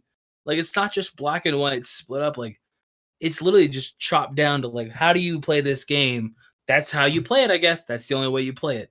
And it's Yeah, that so sucks. like with the whole Vegas tournament thing, it's very clear they're trying to push like this highly competitive aspect of the game, but with like a casual mechanic like Rising Rush and Kirby Vanishes and stuff, you can't. You can't. It's trying to go left and right at the same time. You can't. You got to figure out what you're trying to do with this game. Even Can I systems just- like oh crap, even systems like crit, like having critical hit damage, that's not really competitive. I'm just gonna At plug all. another video real fast. It's not even out yet, but I'm currently in the process of creating a how to change Rising Rush video. So if you guys are interested, Yeah, I was gonna do a discussion video Look about at that Goresh too out at here some just point. advertising his channel. I mean, this is a good place to do so. Yes, true. Yeah. You guys have any No. videos you want to plug? If you guys like Good. horror games, I highly recommend going over to Raiyuden Games. Don't forget to like, favorite, and subscribe. It's I will say, because the devs clearly listen to the podcast, this is the perfect time to plug our stuff for them to take a listen to. So, just saying. You know what? What if one day, this is super hypothetical. What if one day we all wake up with an email directly from Toshi saying, "Hey, we listen to your podcast. We want your feedback. You're really critical about PvP. What do you want changed?" What would you say? That Get all your asses that out here would in be Japan, like- and then we can go meet him in person. How about that? No, seriously. If we're all critical about it, we can all point out the flaws, but none of that means anything if we can't provide a solution too. So, what if we wanted something changed and fixed? What would our solution be? What would you say? Well, I think the biggest issue is just the entire technical structure of how it's organized. Like the connection stuff is just terrible. That's the Yes. biggest issue. I think if you can fix that, then the game will just become 100 times more bearable to play and people have a lot more fun. That's the Yeah. biggest issue by far. Yeah. I think everything that actually is involved with the game itself and how the game plays out is secondary to that. That's the first thing you need to work on. I don't know if it's possible for them to even fix that. I'm just saying that's, in my experience, what people complain about the most. Yeah, I think I agree everyone with that. here- Like all the other things that annoy us are second to that thing, and they get more amplified by the poor Yep. connection. I don't mind facing regen. I don't mind Rising Rush. You just sprinkle some lag on all of those, and I hate it. I hate it. Yeah, I think we've all talked privately in chats and not. We all say that we enjoy the game when it. So when there's a smooth connection, I don't mind losing. I don't mind winning. I don't mind rush. I don't mind regen. I don't mind anything as long as the game plays as smoothly as possible. And but if it starts to go to hell with lag, then we just get super annoyed, and everything, like you said, to just get amplified by the fact that the lag's there. Oh, there's a Rising Rush. I swiped when it didn't register, like shit like that. As long as they could fix the connection first, and like what Goresh says, I don't know if they can even do that. To be honest, because the foundation of this fixed game by now if they could. Yeah, so the foundation of the game is with the whole Google pipeline thing. They a technical showcase back in 2017, 2018, is the fact that it's a global game there's no like real quote unquote dedicated servers because of that they open it up to be a global game where I can play with Talon in Japan, right? And I'm sitting on the west coast of the USA, and for actually when he and I are together, it's actually not that bad considering how far apart we are, right? So same, Yeah, it works out pretty well. yeah, so I don't know whatever the issues they run into. The other factor too is this is a mobile game. People are playing it on 4G LTE. So if you're trying to do a PvP match on a 4G LTE with like 2 bars, I mean that's not a good experience for anybody. But the option's there, so they gotta let it go. So I have no clue how they're gonna fix it. But that's just the one directive I would tell them is like fix a connection if you can, and like you guys just said, everything else is kind of secondary to that. Well, see, I've said it before. I think the big problem, we blame Dimps and we blame Toshi, we do all this stuff, and it's like half the crap is us, dog. Like we're so picky and choosy with stuff we want. It's like, dude, no other mobile games. Like I bet you I do in a month 50 multis between free tickets and stuff. Between Match Pack 3 daily summons, we'll say 50 summons, whether that be a multi or a daily discount or something like that. Very few mobile games even give you that much. But everybody's like, I want more. And it's like, bro, like they can't just give you all this stuff like on a platter, dog. So when we look at connections and stuff too, it's like, I mean, how are you supposed to, it's the same thing if you play Smash Bros on Switch and somebody doesn't use a LAN cable, it's gonna suck ass, dog. Like that's just how it is. You know, so it's like when you're facing these kids and these 2 devices, when I play with you guys, it's fine. No issues. It's great. Some kids randomly on PvP, you can tell they're on a wireless network. You're gonna have the people who just don't want to do that. I know, but it just feels like it's far too frequent. I think the game has to do better because better. Absolutely, but I think we're all tired of facing against people that have a microwave potato and some antennas for a router. We're all tired of that. If we want, I feel like I think Ryan explained it to us before how the game works, and that it'll pair you with people that are closest within your region, dependent on ping. And if it cannot find anyone as time goes on, the area that it's searching for expands and expands. But I don't know, it almost feels as though it's not doing a good job, because even if I play in my region at a time that I know most people should be free, I still get the most atrocious matches. Oh, dude, yeah, no, I'm not disagreeing with you at all. They need to fix them. I don't know what else you can fix. Some of it's just most of the blame there lies with the Google Cloud servers. It's not even necessarily the game itself. That's true too. They piggyback off other stuff. So I think what people need to realize is that, like, the only thing we can do, and the only thing anyone who plays the game can do, is just say what like we are experiencing, and then like they have to fix that based off of what we say.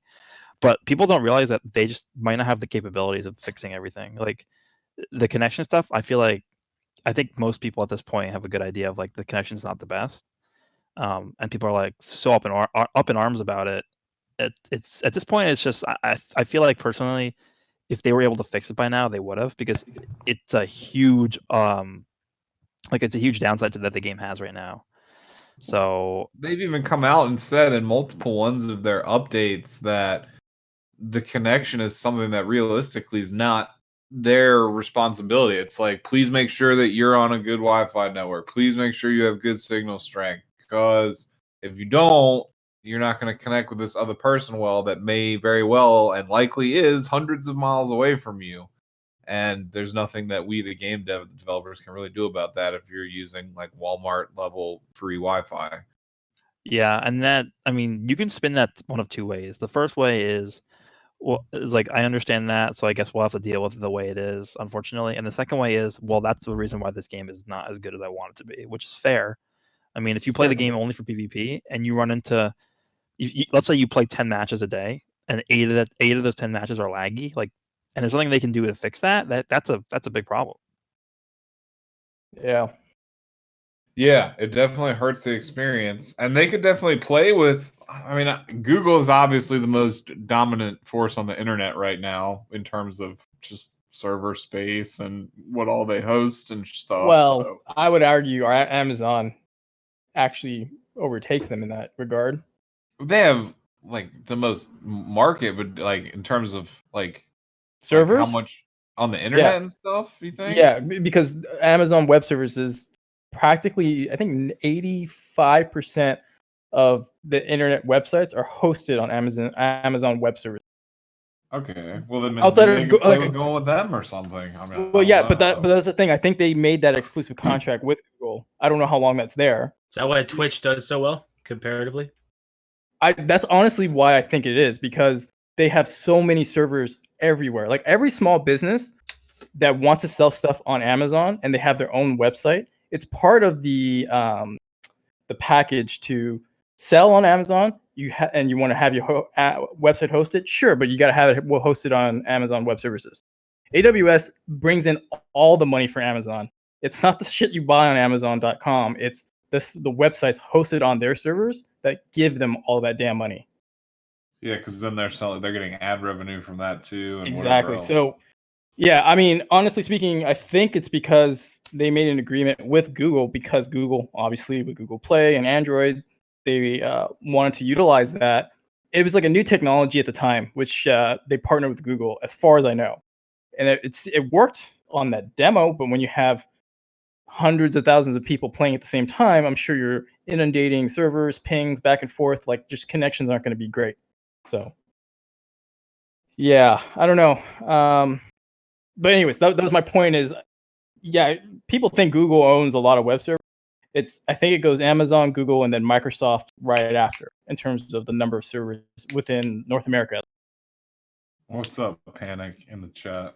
Yeah, Panic just had a donation. Sup, boys? Anyone else never touching co-op again after this grind? Not for a while. I'll do my dailies and that's it. Yeah. Yeah, Gotta get ready for the next Zenkai Awakening. I don't know how you I do just it don't now. expect like how the developers anticipate that people have enough time to do, like, they know that people are bound to fail. Like all of this has to be designed with like a high percentage of failure included. Oh yeah, you like, get half it done now. It comes back in 6 months. You get it done then, or 2 yeah, months. well, that, I mean, like, but then balancing doing this with like, how are you supposed to rank #1 in the world in PvP while also getting Zenkai 7 14-star Goku? You literally have to like super glue your phone to your hand. Goresh, can you do it? I'm on it. Yeah, I mean, he's already done with half of it. Now you, Yeah, there you go. Like, You got the hard part That's done. an example. Like, he is well above an average player. Like, the average player didn't just do co-op for 16 hours a day for 4 days straight. So it's like, you know, he's in the 1%. He's pretty free to play, and he's pretty lenient on how much he plays. I mean, you only stick to like a strict like 2 hours a day, right? You don't do any more than that. I have parental blockage on my game. Yeah, so you have to have your parents' code. Yeah, no, I get that. I have to get facial recognition from my parents to purchase stuff in the game. God damn, son, that's a Wow. bit over that. Sorry, dog. Any other donations there? No.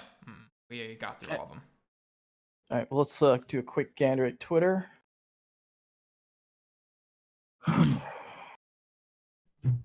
Fortunately, my Twitter looks like it's broken. Yeah, Twitter's broken today. It's not working well. See if I can get Twitter to pop up. Last couple months on. Yeah, they're probably backed up with stuff. I guess. Oh, I'll blame him, dog. Free service? F off, homie. Oh, my energy's been completely restored because I have to switch over You to still have notifications on, dog? I thought your brain would have been programmed to just know what had happened. Like, I just picked my phone up and I'm like, cool, 1 minute left. Oh yeah, just detect it by touching your phone. No, yeah, dude. Like, it's just like the sixth sense at this point. Like, I wake up in the middle of the night still, and I'm like, all right, my adventures are done, and I'm like, oh damn, 1 minute left, and I have to sit there at like 3 o'clock in the morning and wait for my adventures to be done. I live a pretty happy life. Don't worry.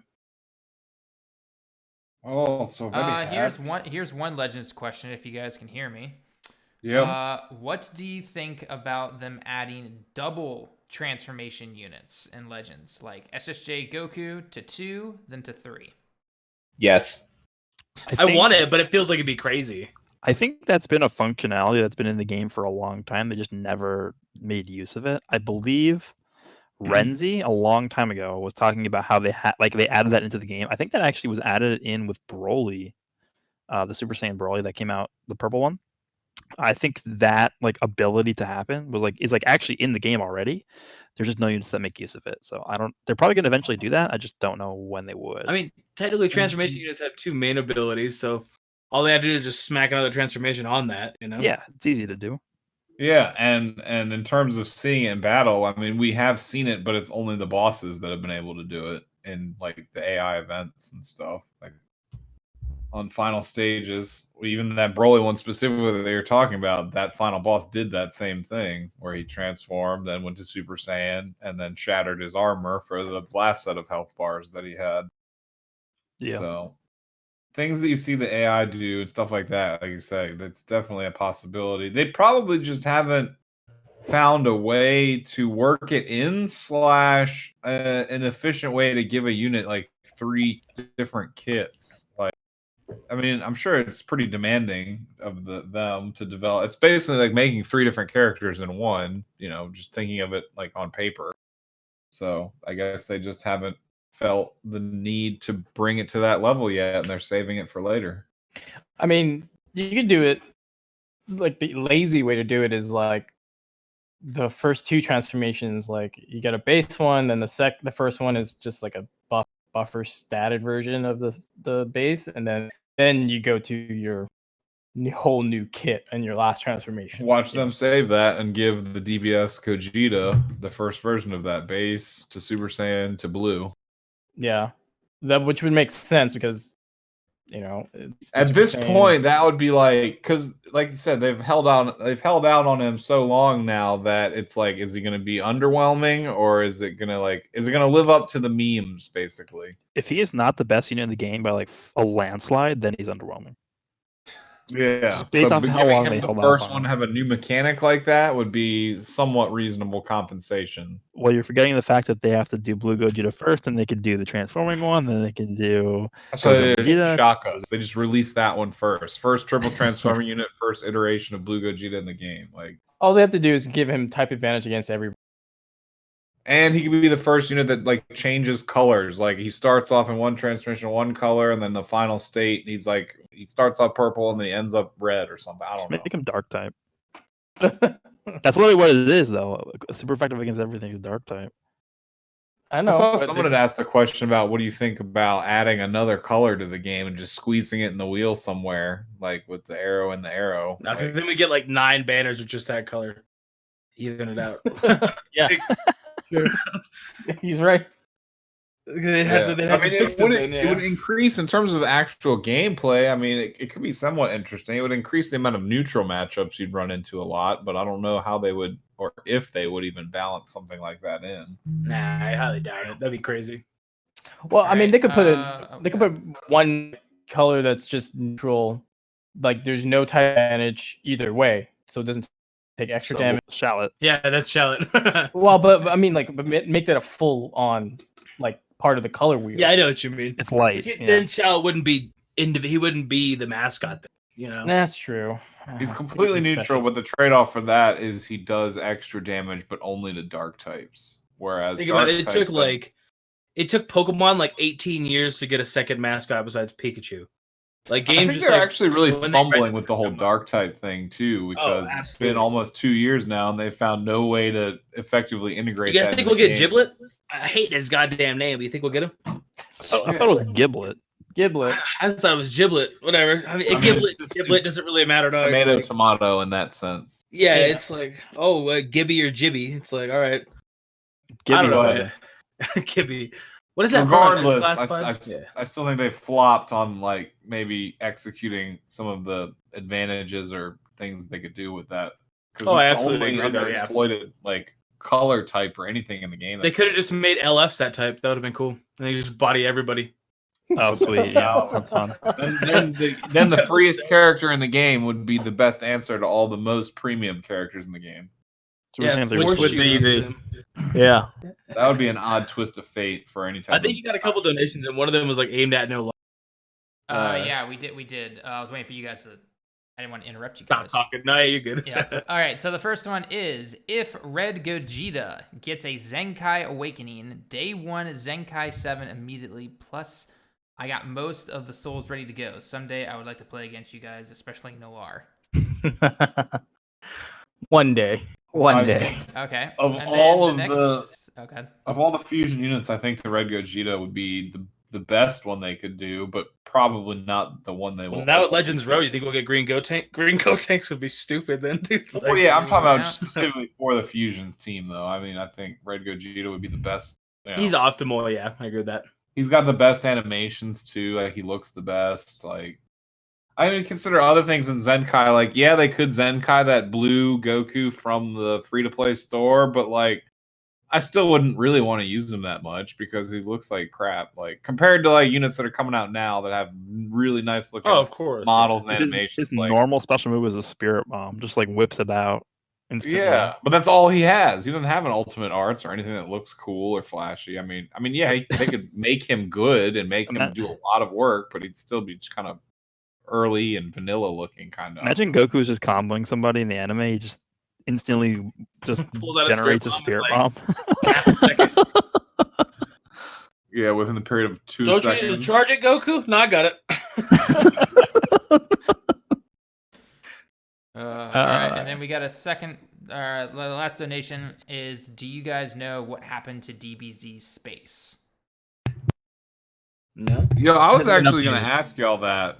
But Yeah, I forgot. so I think Renzi said in the Discord that they like changed the way that like the encoding works or something. So like you couldn't take the files and put them in there or something. I don't really know the technical aspect of it, but that's just what he said. Yeah, but that and just to add to the mystery to make it more mysterious, like he never posted again after that. He said like should be able to get it when the APK releases, meaning that once the app hit the app stores, but then He hasn't. never maybe maybe he's busy. I probably just forgot. Yeah. I mean, conspiracy theory. What's his name? I forgot his name. Some of you guys in the chat will know, but the Seven Deadly Sins Grand Cross data miner got a takedown notice from Netmarble, so he completely just up and stopped because he was like, "Yeah, I'm not going to legal action." It is possible, but I will say that Renzi's already gotten quite a few cease and desists from Bandai already, or maybe the game developer studio specifically. I don't know, but I know he's gotten over 2 or 3 of them in his past data mining already, and he just kind of alters the way he does things and keeps doing it, and it hasn't been a problem in the past. So, well, yeah. I don't know. Yeah. I mean, I agree. I think what he needs to do, what it is now, is he's got to work around whatever encryption they've got because they're probably trying to hide the leaks or whatever. So that's probably what happened with Renzi here. I don't think he got like a cease and desist letter, but I'm just saying. Normally, if that was the case, I would expect that he would say something about that because he's been vocal about it in the past. But right now, he's just like kind of AFK or absent. I don't know. He's got maybe personal stuff going on. Who knows? Because I was looking for the art assets the other day, and I was like, they're still not on the website yet. Like, what's up with this? Like, I don't know, but whatever. And every time I feel that way when a banner drops, and I'm like, he does it completely free. I can't say I can't say anything every time I go to get. He doesn't even I'll just wait. push like a Patreon or anything. He totally should, but that's his business and whatnot. Because he's done an overwhelming amount of work for just the Dragon Ball mobile game community in general. Oh, dude! Like I think my thumbnails would have looked like straight doo-doo for the last 2 years if he wasn't around. Like half the art online is all freaking what is it called? Deviant art and crap. Like when you type in like Super Saiyan 2 Gohan, and it's like these kids who it's like, what is this art, dog? It's fine, you get it. Yeah, and I know from experience too that he himself doesn't even play the games. He doesn't play Dokkan. He doesn't. I know. I'm friends with him on Legends, and he hasn't logged in like 298 days or something. Yeah, he doesn't even play these games, but yet he does this for the community, just as a hobby for fun. So you definitely have to give him. There's a lot of people that had twisted things of like, oh, it's just for fun, Like Goresh is over there grinding up 14-star. Zenkai 7 Goku, just gotta make a video on it. Yeah, Renzi is someone that I would never not defend in any circumstance because he's just gone well above and beyond the Call of Duty.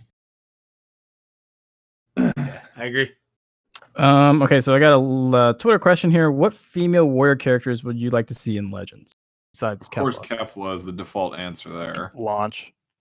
Launch would be good. I feel like Yeah. Launch would be a reskin of the currently existing like Dragon Ball era Bulmas, like she's Uzi and Rocket Launcher. But if they She could could be a find a way to transforming make unit, the first transforming female unit. Just do like the yellow hair or blue hair launch into yellow hair launch. she's so sneezing or peaceful in her blue-haired form. She could be like a support unit that does like no damage, and then she goes into the. That other would be one, actually does, like, kind a of million cool. damage. Yeah, I could see that. That would be good, and that'd be good for the Dragon Ball Saga too, which they desperately need. Yeah. But yeah, Kefla obviously. Maybe a new version of Kale where she's like in the controlled Berserk form, and Yeah. Vados obviously would be good too, and Champa by extension. He's my favorite female warrior. Let's see. I was thinking Oceanus. Ran fan. There aren't very many. Like they've already released a good portion of the females that have been any type of significance in the Dragon Ball series. There's a few left, like we just mentioned, but there's not. We probably too need a many. new Pan. I actually want a Pan and Jiro dual unit. That'd be dope. Oh yeah, that would be. But not as like an exclusive like on a banner. They'll like how's Broly and Super Judo. I can't see like Pan and Gogeta. You know, Pan and Jiro with Gogeta. It's like that's not a selling type of banner. Like ain't nobody's like let me go get Pan and Jiro. Infant Pan. She just flies around, does headbutts. Dragon Ball Bola we don't Super. have. Yeah, we don't That's have true, Bolo Bolo either. would be cool. That girl from Gohan's high school. Even There you though she go. doesn't fight. Yeah, down for that. Berry Alright. Blue. We could Alright, get. let's Oh no, we already have. Yeah, I mean, we could get like a short-haired version of Videl that's not Sandman 2. We already got pigtails Videl. Oh, Who's what the about girl from TN's school in Oh, Super? Urine. Yeah, a urine. That's her name. I mean, yeah, I guess it just sounds different in English. I guess it just. just sounds like Oh, also, Aral. Aral would be another good one. Aral. Orale. Yeah, please. Yeah. I would go hard for Orale. All right. Okay. All right, Goresh. Gine. We don't have Gine. Yeah, Yeah, okay. that would would be work good. too. Yo. See, There's a I lot. mean, there actually is a fair amount whenever you break it down, but it's like, how many of them are really going to be super duper viable? I mean, Kefla, probably. Kefla would be really obviously, yeah, it should be super duper viable because Kefla's, Kale's, Nice. Khalifa's, if they redo any of them, would be really good at this point. I will admit Videls are better than I thought they'd be in this game. Definitely. I thought, I mean, I figured the humans were all going to be like terrible, and it's like Maya's really one of my favorite support units, like in the entire game. I actually like Maya a lot. Isn't there like one member of the Pride Troopers who's a female warrior? Sure. You could do Brienne's two little spunky buddy, or Brienne's two They're in little the game spunky already. buddies. Did you not know about Rosie and Kakunsa? Yeah, but I They're mean, kind of like points. they could do like the transforming versions of them somehow or something. Yeah, I don't feel know. that. Like they already exist, but I mean, they could do a transforming version of Ribrianne. yeah, that's Yeah. kind of what I was thinking. Not just like What if more they? like- What if they did a Kakarot thing when they did Bone You in the game? purely promotional. That would have to be like the another fighters, collaboration they did. Yeah. like Is her name Bonyu? I thought it was Bonyu. that's Uh, the same whatever, tomato same thing thing. you've already gotten into. I guess, yeah. I don't know. bone you. Yeah, that's why I said it. I was like, I can't see her name being Bonyu. That's how it's pronounced. Is it? Well, Yeah. damn. I guess that's all right. I don't know. I didn't even play that DLC with Kakarot. I didn't even play the mission, so. Unless they did also, they would have to do like a standalone version of Chilai. I think after that, I think we've covered pretty much every single female in existence in the series for the most part. At least any that fight. So yeah, females. We went off on that one. Who'd we want? I like Gina. I don't know why. She's a very mid character, but ever since like Budokai 3, It makes me. They would. The problem that I have coming in that, which I don't know if Dragon Ball Heroes, the video game, or Xenoverse has really tackled, but those characters have never been and Vados too. Like they've never been depicted actually fighting or doing anything. I mean, Whis wasn't. You know, What? I mean, Whis Whis has had his moments. He mostly just dodges and then does quick little, smacks. Training with Goku and Vegeta. But I right? mean, like actually, Yeah, but there's just no combat sequences for them. And now I'm not more like, talking about canon and this and that, but they're just gonna have to like organically develop animations for these characters with no reference material. That's more what I was getting. Bardock did that, What? True. Super DBS Bardock did that. I mean, they just assigned him the shit that other Saiyans just kind of generically have. Like, Yeah, I feel that too. They can't just copy and paste it. I get that too.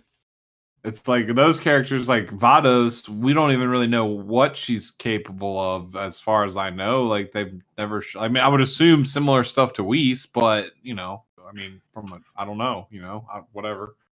It's just like we'd have to use our imaginations for their attacks, or the developers would kind of a little bit. So I think that's my ultimate point was that I think that's why they've hesitated with some of those characters potentially.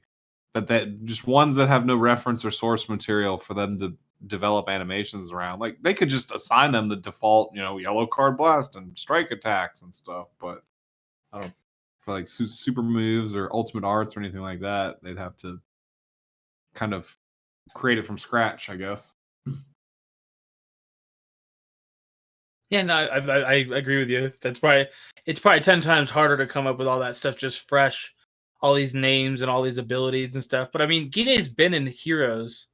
Is she playable? Like a card that you can? Yeah, she was a card in Heroes because I got her in the.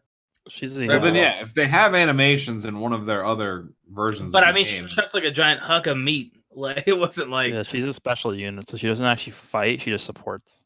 Oh, yeah. So yeah, she chucks meat.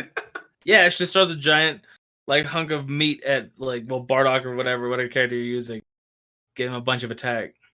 Huh. So yeah, it would be interesting. I mean, like I would think about that in the same way too. Like, what if they created like an older version of Bulma that just did stuff support wise, like Dragon Radar stuff that messed around with Rising Rush, or I don't know, like a character that's like pure on hard support and really ideally don't want to attack with them at all, but are still really useful for other reasons. It could be an avenue they could explore. What about a unit that like gives Dragon Balls 2 arts cards? Yeah, you switch into them, and then all of a sudden, all your arts cards have Dragon Balls on them. But they every other aspect of them is just they suck or something. I don't know. That sounds horrendous, bro. We all talked about how to fix Rising Rush last week, and now you're like, how do we make it worse, Doc? Like, you just made the character terrible. Yeah, but I mean, like, imagine if even Hercule did that. Like, even take 10,000 off all of Hercule's stats. You chuck him in and it gives you 4 Dragon Balls. Like, I don't know. Still use the cards though. I mean, it's I don't know. Yeah, but I mean, he also gets like 80% kind of what I was damage thinking. mitigation. Characters that are basically useless for their combat abilities, but can do really amazing, like beyond what even Baby or whatever best in your head support characters in the game, like Feetku or whatever, like triple the buffs they do, but are legit completely useless in terms of their attack damage output. I guess that wouldn't be terrible, but it would just be like it's actually like a strategic sacrifice you have to levy in your head. Like you use this character for support, and then literally their only other purpose is to stand in front of a Rising Rush, and outside of that, you actually have to build your teams like a little bit. Because right now, that's not terrible. I feel you. I notice it the most when I make tier list videos, but people are always just like, they don't. If a character's not just overwhelmingly offensive, a lot of times, a lot of just average players don't give them the credit they're due. Yeah, and I agree with that. Many people build their teams with nothing but offensive characters.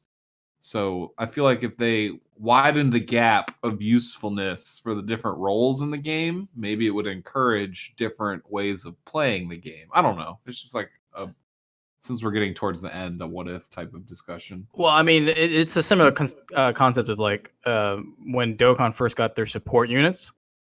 People were like, well, they don't do any damage, but I'm like, well, look at what they give to your hardest hitters. So like, I can totally see that. I mean, we do have supports in Legends, but to vary up the play style, like double the buffs. Like you put this, your support in, double the buffs that you have on your teammates, or debuffs on the enemy. or you lock a card in or something like that. Whatever way people they sleep on Like, that. as long as that character. character's alive, enemy Right. cannot use any ultimate arts, and they have to kill that character first or something. But the character is relatively useless, Yeah, something like that. yeah. Yeah, I actually have to head out, so Oh, I don't know if we're gonna wrap here or something, or if you guys want to keep talking. That's fine. I just let you guys know to head out. I mean, I'm pretty good. I was gonna give it a dip in the next like 20 minutes anyway. So unless you All right. guys have things to Nah, say. I mean, I think if people want, we can kind of just end it here if we want. Because I mean, we've yeah, we covered most of the questions. It's almost a 4-hour podcast. Sorry, I just punched Yeah. my mic. My bad. Yeah, I mean, I kind of knew it was winding down. That's why we get into the more hypothetical, theoretical type stuff. So it's probably pretty good ending. Unless there's anything else epic on Twitter, anyways, that would be the final notes. Yeah, nothing really of note. So, all right, you can well, wrap it why don't up. we go ahead and end it there then, guys. Thank you for everyone that stopped by. It was a lot of fun, obviously, chatting with everybody. Next week we'll be on somebody's channel. We'll let you guys know. figure it out. Well, yeah, we'll let you guys figure it or know on Twitter.